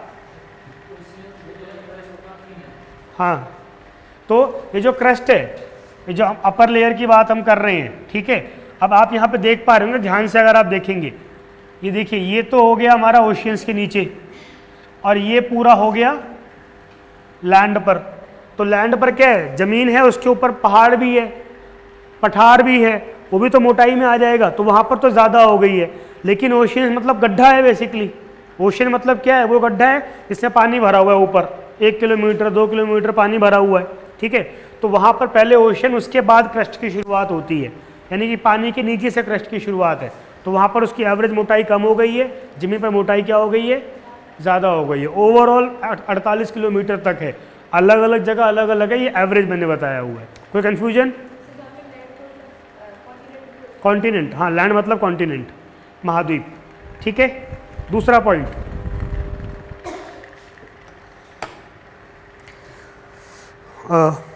इसमें लिखिए outer crust and inner crust, outer crust and inner crust are divided by, Hindi में लिख लो ऊपरी भूपरपटी, ऊपरी या बाहरी दोनों शब्द चलते हैं। ऊपरी भूपरपटी और, कहाँ गई भाई वो इमेज, और निम्न भूपरपटी, निम्न भूपरपटी को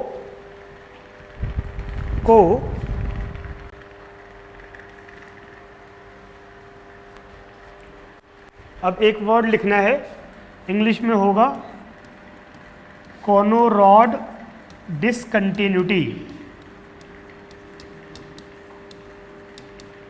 हिंदी में लिखना है कोनरॉड असंबद्धता।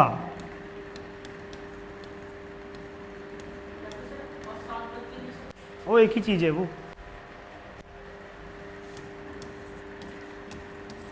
असांतत्य, ठीक है। सेंटेंस पूरा क्या बन गया, outer crust and inner crust are divided by Conrad discontinuity. Hindi में बना ऊपरी या बाह्य भूपरपटी और, आगे बोलो, निम्न भूपरपटी को कोनोरॉड असंबद्धता अलग करती है, फुल स्टॉप, पूर्ण विराम। अब बोलोगे ये क्या होता है ना, क्या होता है? तो डिसकंटिन्यूटी या असंबद्धता या असंतुलित, इसका मतलब क्या है, ये जो हमने डिवीजन किए हैं कि यहीं तक कोर है क्यों, यहीं तक मेंटल है क्यों, तो वो पॉइंट जहां पर आकर के डिफरेंस आ गया है टेम्परेचर का, डेंसिटी का, तो हमने क्या बोला, ये बाउंड्री है, इसके ऊपर क्रस्ट है, इसके नीचे मेंटल है, या इसके ऊपर कोई और पार्ट है, नीचे कोई और पार्ट है। तो जिन जिन लोगों ने इसकी खोज की थी उनके नाम पर जगह का नाम रख दिया गया, उस बाउंड्री का नाम रख दिया गया। डिसकंटिन्यूटी मतलब यहाँ पर चीज़ें अलग हो गई, इसके ऊपर कोई और लेयर और नीचे कोई और लेयर, हिंदी में उसको कहते हैं असंबद्धता, यानी दोनों का जो रिलेशन तोड़ दे, ठीक है। सबसे ऊपर कौन सा हो गया, कोनोरॉड हो गया है। जो कोर है, जो क्रस्ट है, उसके हम 2 पार्ट करते हैं, आउटर क्रस्ट और इनर क्रस्ट। आउटर पे जहाँ पे हम लोग ज़्यादा रहते हैं, इनर में फिर उसके नीचे चले गए, उसके बीच में जो गैप है वो किसने बताया था? एक बंदा हुआ कोनोरॉड नाम का, उसने। नेक्स्ट पॉइंट लिखिए, क्रस्ट के अंदर ही तीसरा पॉइंट,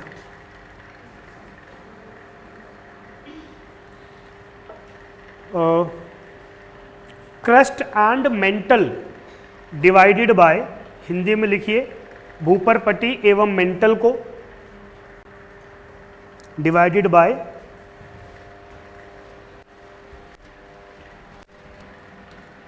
मोहो डिसकंटिन्यूटी। मोहो, कहीं कहीं पर मोहो रिविक लिखा मिलता है, वो उसी आदमी का नाम है। डिवाइडेड बाय मोहो डिसकंटिन्यूटी को मोहो असंबद्धता अलग करती है।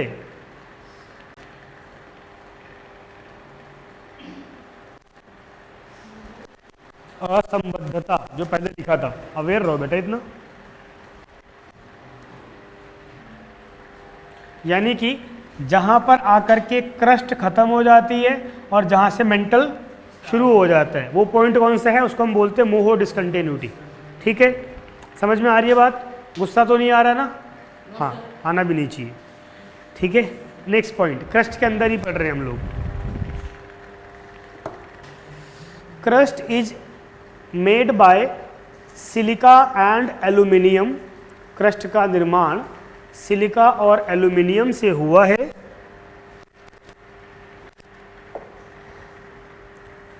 कॉमा, सिलिका और एल्यूमिनियम से हुआ है, कॉमा,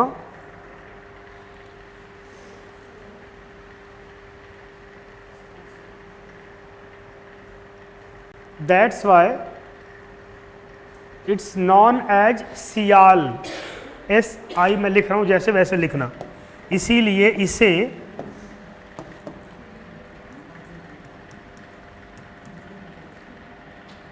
इंग्लिश के बच्चे भी हिंदी में सियाल लिख करके और ब्रैकेट में ये इंग्लिश वाला वर्ड, हिंदी वाले बच्चे ऐसा लिख लेंगे दोनों ही, सियाल। सियाल मतलब सिलिका प्लस एल्यूमिनियम। ठीक है, तो जो क्रस्ट है यानी कि शुरू के जो 100 किलोमीटर की ज़मीन है हमारी, वो मैक्सिमम इन दो कंपोनेंट से मिलकर के बनी है। और लास्ट पॉइंट लिख लीजिए, this is in solid state, ये ठोस अवस्था में है। This is in solid state, ये ठोस अवस्था में है, कॉमा, एवरेज डेंसिटी, इसी में ही औसत घनत्व 3 से 5 ग्राम प्रति cubic metre. Average density 3 to 5 gram per centimetre cube या पर क्यूब सेंटीमीटर। लिख लेंगे? नहीं लिख पाओगे? अभी तो लिखा था। औसत घनत्व 3 से 5 ग्राम प्रति सेंटीमीटर।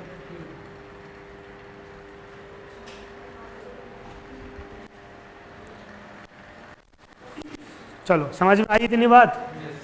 कोई कंफ्यूजन? हम बात कर रहे हैं किसकी? पृथ्वी की, है ना? पृथ्वी में जो पहली लेयर है उसको हमने नाम दिया क्रस्ट, भूपर पट्टी। ठीक है, मैक्सिमम 100 किलोमीटर तक फैली है, एवरेज 0 से 48। समंदर में क्या है? ये उसकी मोटाई कम है, लैंड पर या कॉन्टिनेंट्स पर ज़्यादा है। इसका जो नेचर है वो ठोस है, पूरा सॉलिड है। ये दो मैक्सिमम कंपोनेंट है इसके अंदर, सिलिका और एल्यूमिनियम। जो आउटर और इनर क्रस्ट है उसको बीच में डिवाइड कर रहा है कोनोरॉड, और क्रस्ट और मेंटल के बीच में जो बाउंड्री है उसको हमने क्या नाम दिया? मोहो डिसकंटिन्यूटी। कोई कंफ्यूजन यहाँ तक? दूसरा सब हेडिंग दे लो, मेंटल, MANTLE। पागल वाला मेंटल मत लिखना। हाँ, कहीं सोचो अपना नाम लिख दें हम लोग।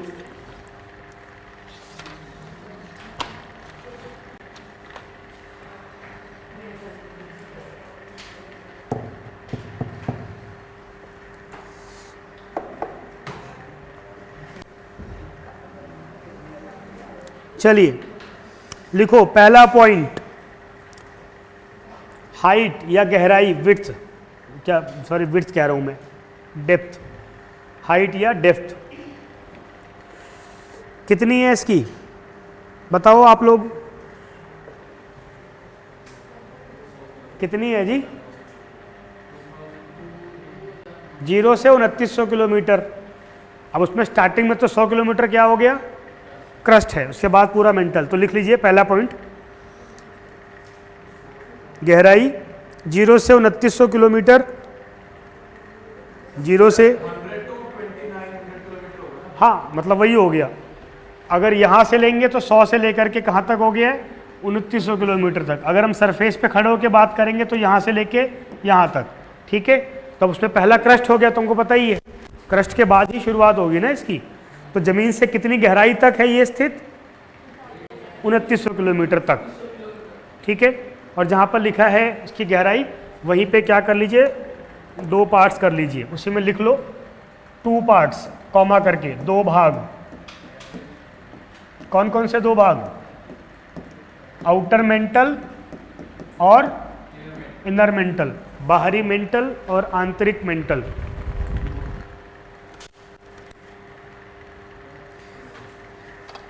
जल्दी,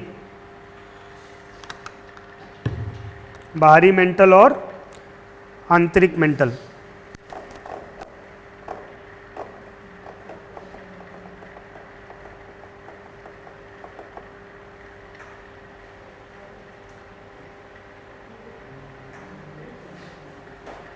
ठीक है,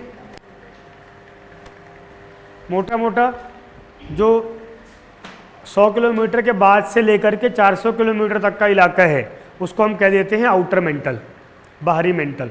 और 400 किलोमीटर से लेकर के फिर 29 किलोमीटर तक वो क्या है, इनर मेंटल, आंतरिक मेंटल है, ठीक है। चलिए अगला पॉइंट लिख लो इसमें, outer and inner mantle are divided by, बाह्य एवं आंतरिक मेंटल को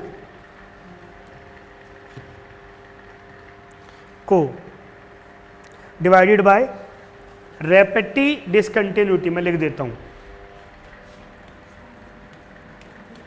रेपेटी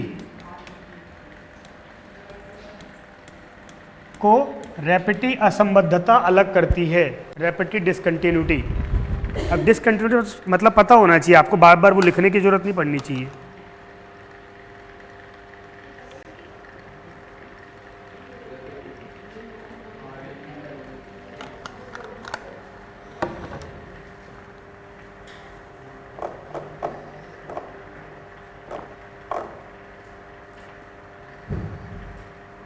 और अगला पॉइंट लिख लो,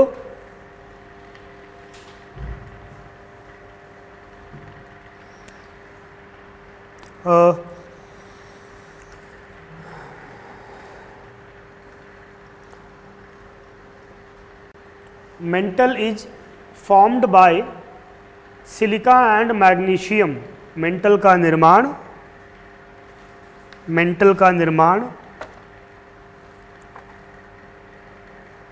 सिलिका एवं मैग्नीशियम से हुआ है, सिलिका एवं मैग्नीशियम से हुआ है।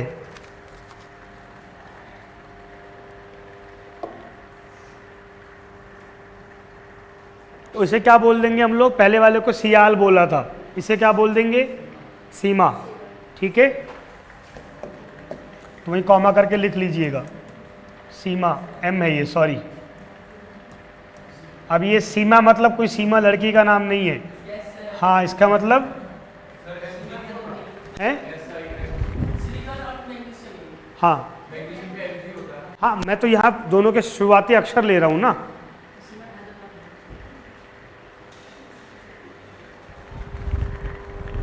वो केमिस्ट्री मुझे कहीं पसंद नहीं रही है, ठीक है।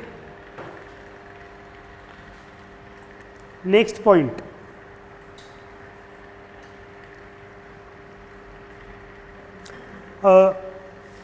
The above part of mental, mental का ऊपरी भाग, part of mental is in plastic state. Mental का ऊपरी भाग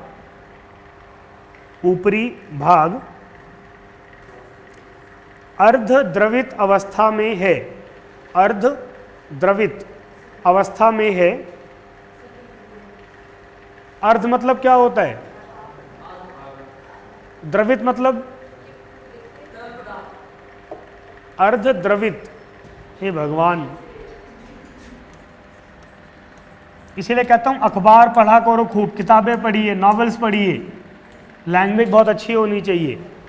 अर्ध द्रवित अवस्था में है जिसे which is known as asthenosphere, जिसे दुर्बलता मंडल कहते हैं, जिसे दुर्बलता मंडल कहते हैं। ब्रैकेट में लिख लो, maximum extend till 400 kilometre, 400 kilometre तक विस्तार। हाँ, ब्रैकेट में लिख लो, maximum extend to till 400 kilometre, 400 kilometre तक विस्तार। ठीक है। अच्छा, एक सवाल का जवाब दो, इंटरेस्टिंग सवाल है। आप लोगों ने फेविकोल देखा है? सॉलिड है कि लिक्विड है? है ना, समझ में आई बात? एस्थेनोस्फेयर क्या है? सेमी। ठीक है, neither it is solid nor it's in liquid. ठीक है, तो ये अर्ध द्रवित अवस्था सेमी लिक्विड है। ठीक है, अब उसके लिए प्रॉपर वर्ड यूज किया गया है एस्थेनो, क्योंकि वो सॉलिड नहीं है। तो क्या है कि जो हमारी धरती है, ये देखो, जो मेंटल है, यहाँ से मेंटल की शुरुआत हुई है, तो इसके जो ऊपरी भाग है लगभग कितना, 400 किलोमीटर तक, जमीन से 400 किलोमीटर के बीच में जो बीच का भाग है लगभग 200 किलोमीटर तक का, वो प्लास्टिक फॉर्म में है। यानी कि जो क्रस्ट है वो उसके ऊपर तैर रहा है एक तरीके से। समझ में आई बात? पृथ्वी है उस जो जहाँ पे हम खड़े हैं, इसके ठीक नीचे 400 किलोमीटर तक बीच में क्या पाया गया है? प्लास्टिक अवस्था में एक चीज है, जिसको हमने नाम दिया एस्थेनोस्फेयर, दुर्बलता मंडल। ये दिख रहा है आपको? ये एस्थेनोस्फेयर दिख रहा है? तो पृथ्वी पे चारों तरफ है ये। तो एक तरीके से हमारे जो अर्थ है वो इसके ऊपर क्या कर रही है? फ्लोट कर रही है। ठीक है, समझ में आई बात? अर्थ माने क्रस्ट, अर्थ वर्ड गलत हो जाएगा, क्रस्ट। क्रस्ट क्या कर रही है? उसके ऊपर फ्लोट कर रही है, प्रवाहित हो रही है या तैर रही है, ऐसा। कोई कंफ्यूजन? ठीक है, भगवान ने कितनी फुर्सत से बनाया होगा, इसको सोचिए। ठीक है, इसके ऊपर एकदम सॉलिड है, इसके नीचे एकदम सॉलिड है, बीच में इतना इलाका ऐसा बना दिया।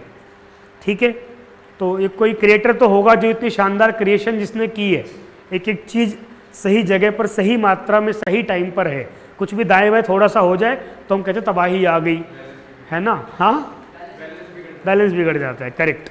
ठीक है, चलो इसमें एक दो पॉइंट्स और लिख लीजिए, इसी में आगे कंटिन्यू कर लो। Rest is in solid state, शेष ठोस अवस्था में है, यानी बाकी पूरा मेंटल है वो किस में है? सॉलिड में है। Rest is in solid state, शेष ठोस अवस्था में है। अब अगर कोई आपसे सवाल पूछे मेंटल ठोस है कि लिक्विड है ना, तो अगर आप पे उत्तर देने का ऑप्शन है कि खुद लिख करके बता सकते हैं, तो क्या बताएंगे? मेंटल ठोस अवस्था में है, लेकिन उसके अंदर एक दुर्बलता मंडल या एस्थेनोस्फेयर पाया जाता है, विच इज इन प्लास्टिक स्टेज और सेमी लिक्विड स्टेट। ठीक है, अगर प्रॉपर उसने ऑप्शन दिया हुआ है सॉलिड और लिक्विड में सेलेक्ट करना होगा, तो क्या सेलेक्ट करोगे? सॉलिड। क्या सेलेक्ट करोगे? क्योंकि यहाँ से लेकर के 2900 किलोमीटर की गहराई में केवल बीच में 200 किलोमीटर ही तो प्लास्टिक फॉर्म में है, वो भी लिक्विड नहीं है। ठीक है, तो मेंटल को हम सेलेक्ट करेंगे, फिर सॉलिड। अगर लिखने का आपके पास ऑप्शन है तो आप बता देंगे कि दो mantle is in solid state but there is a certain part between 200 to 400 kilometre which is in plastic और semi liquid state which is known as asthenosphere, जिसको दुर्बलता मंडल कहते हैं। कोई कंफ्यूजन? बढ़े आगे? ठीक है, इसकी डेंसिटी कितनी है एवरेज, ये भी लिख लो। एवरेज डेंसिटी 5 से 8 ग्राम प्रति घन सेंटीमीटर, 5 to 8 ग्राम पर क्यूब सेंटीमीटर।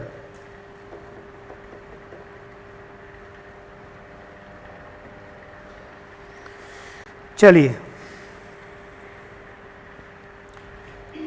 अच्छा इसी के अंदर मान लीजिए आपसे वो सवाल थोड़ा सा और डीप पूछ ले कि अपर मेंटल किस स्टेज में है और लोअर मेंटल किस स्टेज में है, तो अपर मेंटल तो लिक्विड में आ जाएगा फिर, क्योंकि एस्थेनोस्फेयर कहाँ पर है? अपर मेंटल में। और लोअर मेंटल किस में आ जाएगा? सॉलिड में आ जाएगा। कोई कन्फ्यूजन? आपके एनसीईआरटी के अंदर प्रॉपर लिखा हुआ है बाकायदा ये, ठीक है। तो इसका यूज करना है, ठीक है। तो आप सही उत्तर आराम से दे लेंगे। थर्ड लिखिए कोर।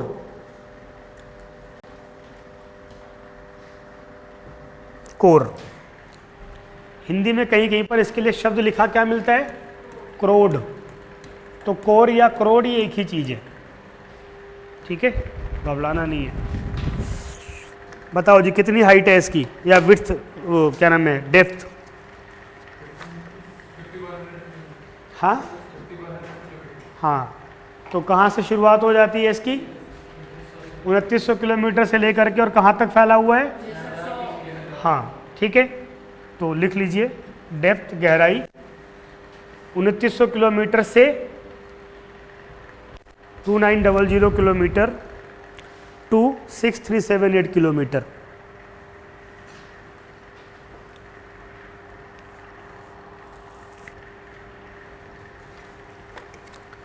उसी गहराई के दो पार्ट कर दीजिए, दो एरो कर दीजिए।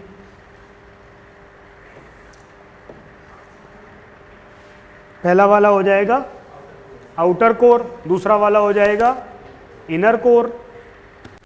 बाह्य क्रोड, आंतरिक क्रोड।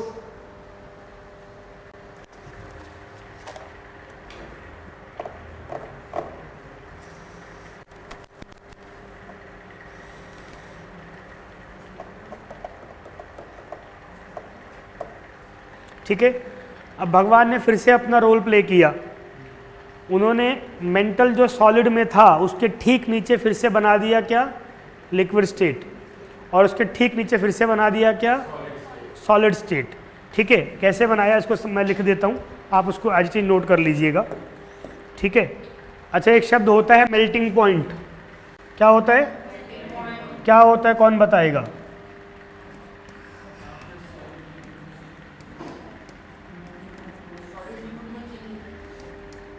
तो ये बात तुम कॉन्फिडेंस से क्यों नहीं कह रहे हो। क्या होता है मेल्टिंग पॉइंट, हिंदी में क्या बोलते हैं, मतलब हाँ, जिस पर आकर के कोई भी जो सॉलिड चीज है वो क्या हो जाएगी, पिघलना शुरू हो जाएगी। ठीक है।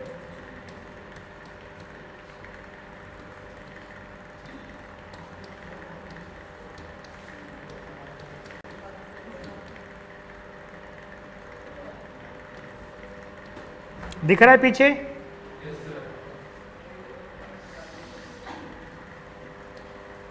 यहाँ पे टेम्परेचर है 4000 डिग्री सेल्सियस, और यहाँ पे जो मेल्टिंग पॉइंट है वो है 3700 डिग्री सेल्सियस। यानी कि जो मेल्टिंग पॉइंट है, जिस तापमान पे आके कोई चीज़ मेल्ट होती है वो अलग अलग हो सकता है, क्योंकि हर चीज़ की अपनी अपनी डेंसिटी अलग अलग होती है। ठीक है। तो जो आउटर कोर है वहाँ पर टेम्परेचर कितना है, 4000 डिग्री सेल्सियस। आप लोगों ने बताया था ना अभी कि हर 32 मीटर पे टेम्परेचर कितना बढ़ रहा होता है। ठीक है। तो अभी हम किसकी बात कर रहे हैं, 2900 किलोमीटर नीचे वाली जगह की बात कर रहे हैं। ठीक है। यहाँ पे टेम्परेचर 4000 डिग्री सेल्सियस है, लेकिन यहाँ पर जो डेंसिटी चीज़ों की है उसके हिसाब से मेल्टिंग पॉइंट कितना है, 3700 डिग्री सेल्सियस। यानी कि मेल्टिंग पॉइंट टेम्परेचर से कम है, तो हर चीज़ क्या हो जाएगी, मेल्ट हो जाएगी, पिघल जाएगी। समझ में आई बात।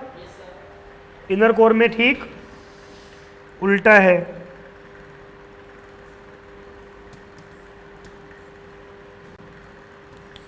तो यहाँ पे चूंकि प्रेशर ज़्यादा है और इसलिए जो मेल्टिंग पॉइंट है वो भी क्या हो गया है, ज़्यादा हो गया है।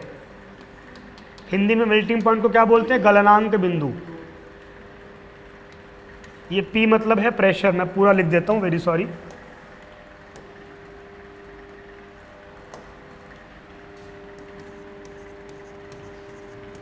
प्रेशर हिंदी में हो जाएगा दाब। तो इनर कोर सॉलिड अवस्था में है, सॉलिड स्टेट। क्यों, क्योंकि यहाँ पर टेम्परेचर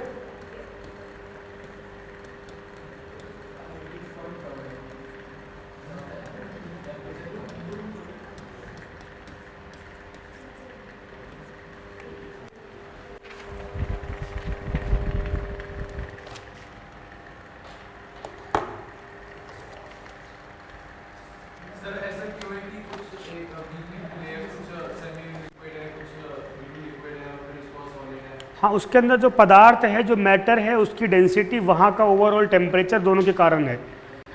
यहाँ पर हमने लिख लिया, ये लिख लो, भी बताता हूँ मैं अभी। ये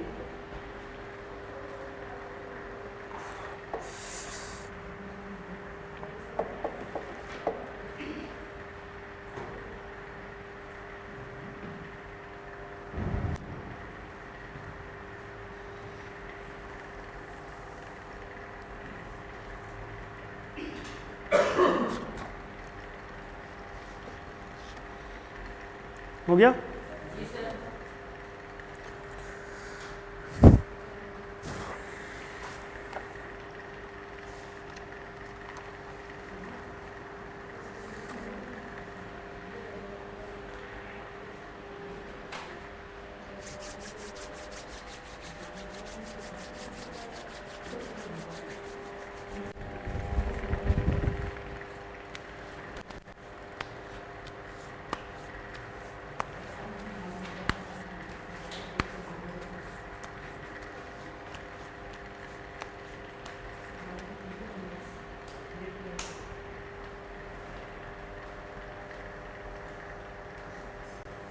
डन। इधर तुम लोग लिख रहे हो, अभी लेट शुरू किया था। चलो, तो उसने पूछा कि ऐसा क्यों है, तो ऑब्वियस सी बात है, वहाँ पर जो पदार्थ, जो भी चीज़ पाई जा रही है वो किस चीज़ से बनी है वो डिपेंड कर रहा है। दूसरा, वहाँ पे तापमान कैसा है। जैसे अगर हम बात कर रहे हैं कोर की, मान लीजिए, अब पूरा कोर जो है ये बना हुआ है किससे, हैवी मटेरियल से, तो पूरा कोर होना चाहिए सॉलिड स्टेट में, ठीक है। कोर को बोलते हैं हम लोग निफे, निकल प्लस फेरिस, निकल और लोहा। पहला वाला सियाल था, दूसरा सीमा था, ये क्या हो गया, निफे। अब इसका मतलब ये पूरा होना चाहिए किसमें, सॉलिड में होना चाहिए, ठोस अवस्था में, और बहुत ज़्यादा घनत्व यानी कि डेंसिटी ज़्यादा होनी चाहिए। लेकिन जो आउटर कोर है, यहाँ पर क्या है कि जो चीज़ें हैं उनका जो मेल्टिंग पॉइंट है, यानी कि जो गलनांक बिंदु है, जिस पॉइंट पे आकर के वो मेल्ट होना शुरू हो जाएंगे, वो क्या है, वहाँ के एवरेज टेम्परेचर से कम है। कितना मेल्टिंग पॉइंट है, 3700। टेम्परेचर कितना है, 4000। तो 3700 होते पिघलने लग जाएंगी, तो 4000 है ऑलरेडी, ठीक है। क्योंकि यहाँ पर उतना प्रेशर नहीं जितना यहाँ पे प्रेशर है। ये बात समझ में आई, मेल्टिंग पॉइंट कम है, टेम्परेचर ज़्यादा है, तो पिघल गया। जब और गहराई में जाएंगे हम, अब यहाँ पर क्या होगा, ये पृथ्वी का सेंटर है, ये पृथ्वी का क्या है, एकदम सेंटर है, तो सारा प्रेशर एकदम उस सेंटर पे लग रहा है, चारों तरफ से ग्रेविटी, ठीक है। तो पूरा जितना भी पृथ्वी पे चीज़ें हैं, सबका प्रेशर सेंटर में लग रहा है, तो यहाँ पे प्रेशर बहुत हाई हो गया, बहुत ज़्यादा हो गया, ठीक है। प्रेशर ज़्यादा होगा तो मेल्टिंग पॉइंट भी क्या हो गया, ज़्यादा हो गया। तो यहाँ पे सबसे ज़्यादा तापमान है, टेम्परेचर बढ़ के यहाँ 5000 डिग्री सेल्सियस हो गया, लेकिन मेल्टिंग पॉइंट भी क्या हो गया, बढ़ गया 5200 डिग्री सेल्सियस, तो मेल्ट नहीं हो पाया। यानी इतना ज़्यादा डेंसिटी उसकी हो गई है कि उसको मेल्ट करने के लिए और ज़्यादा टेम्परेचर चाहिए, बस ये कारण है। जबकि दोनों चीज़ें बनी सेम से हैं, लेकिन प्रेशर, गहराई बढ़ रही है तो प्रेशर बढ़ रहा है, तो हर बढ़ते हुए कदम के साथ क्या होगा, प्रेशर बढ़ता चला जा रहा है। प्रेशर बढ़ रहा है तो मेल्टिंग पॉइंट भी बढ़ता चला जा रहा है, ठीक है। ये यहाँ तक क्लियर हो गया, कोई कन्फ्यूजन? तो अभी हम लोगों ने जो हमारी अर्थ है, अर्थ के ऊपर उसके स्टडी के सोर्सेज की बात की है, डायरेक्ट इनडायरेक्ट। उसके बाद ये जो सोर्सेज हैं उनका इफेक्ट है उसकी बात की है। वॉल्केनो और अर्थक्वेक हम लोग आगे पढ़ेंगे, अभी इसलिए मैंने नहीं पढ़ाया है यहाँ पर, वो प्रॉपर हमको पढ़ना है आगे के टॉपिक के रूप में। फिर हमारी जो अर्थ है उसके स्ट्रक्चर की बात की है, तीनों लेयर्स की बात कर ली है। इसमें लास्ट में निफे है, पॉइंट ऐड कर लीजिएगा, कोर को निफे कहते हैं। निफे यानी कि निकल प्लस फेरस, निकल और लोहा, ठीक है। ये आपकी बुक में भी लिखा हुआ है, एनसीईआरटी पढ़ करके आइएगा। कल हम लोग रॉक्स और उसके बाद आगे बढ़ेंगे, रॉक्स पढ़ेंगे और बाकी सब चीज़ें।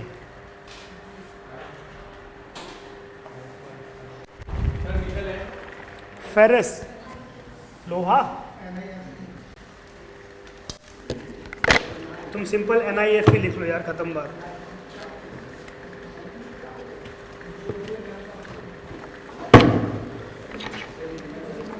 कुछ कंफ्यूजन हो तो बाहर आ जाइएगा। ये पेन किसका है, आप बाहर से ले लो, पेपर चेक कर लो।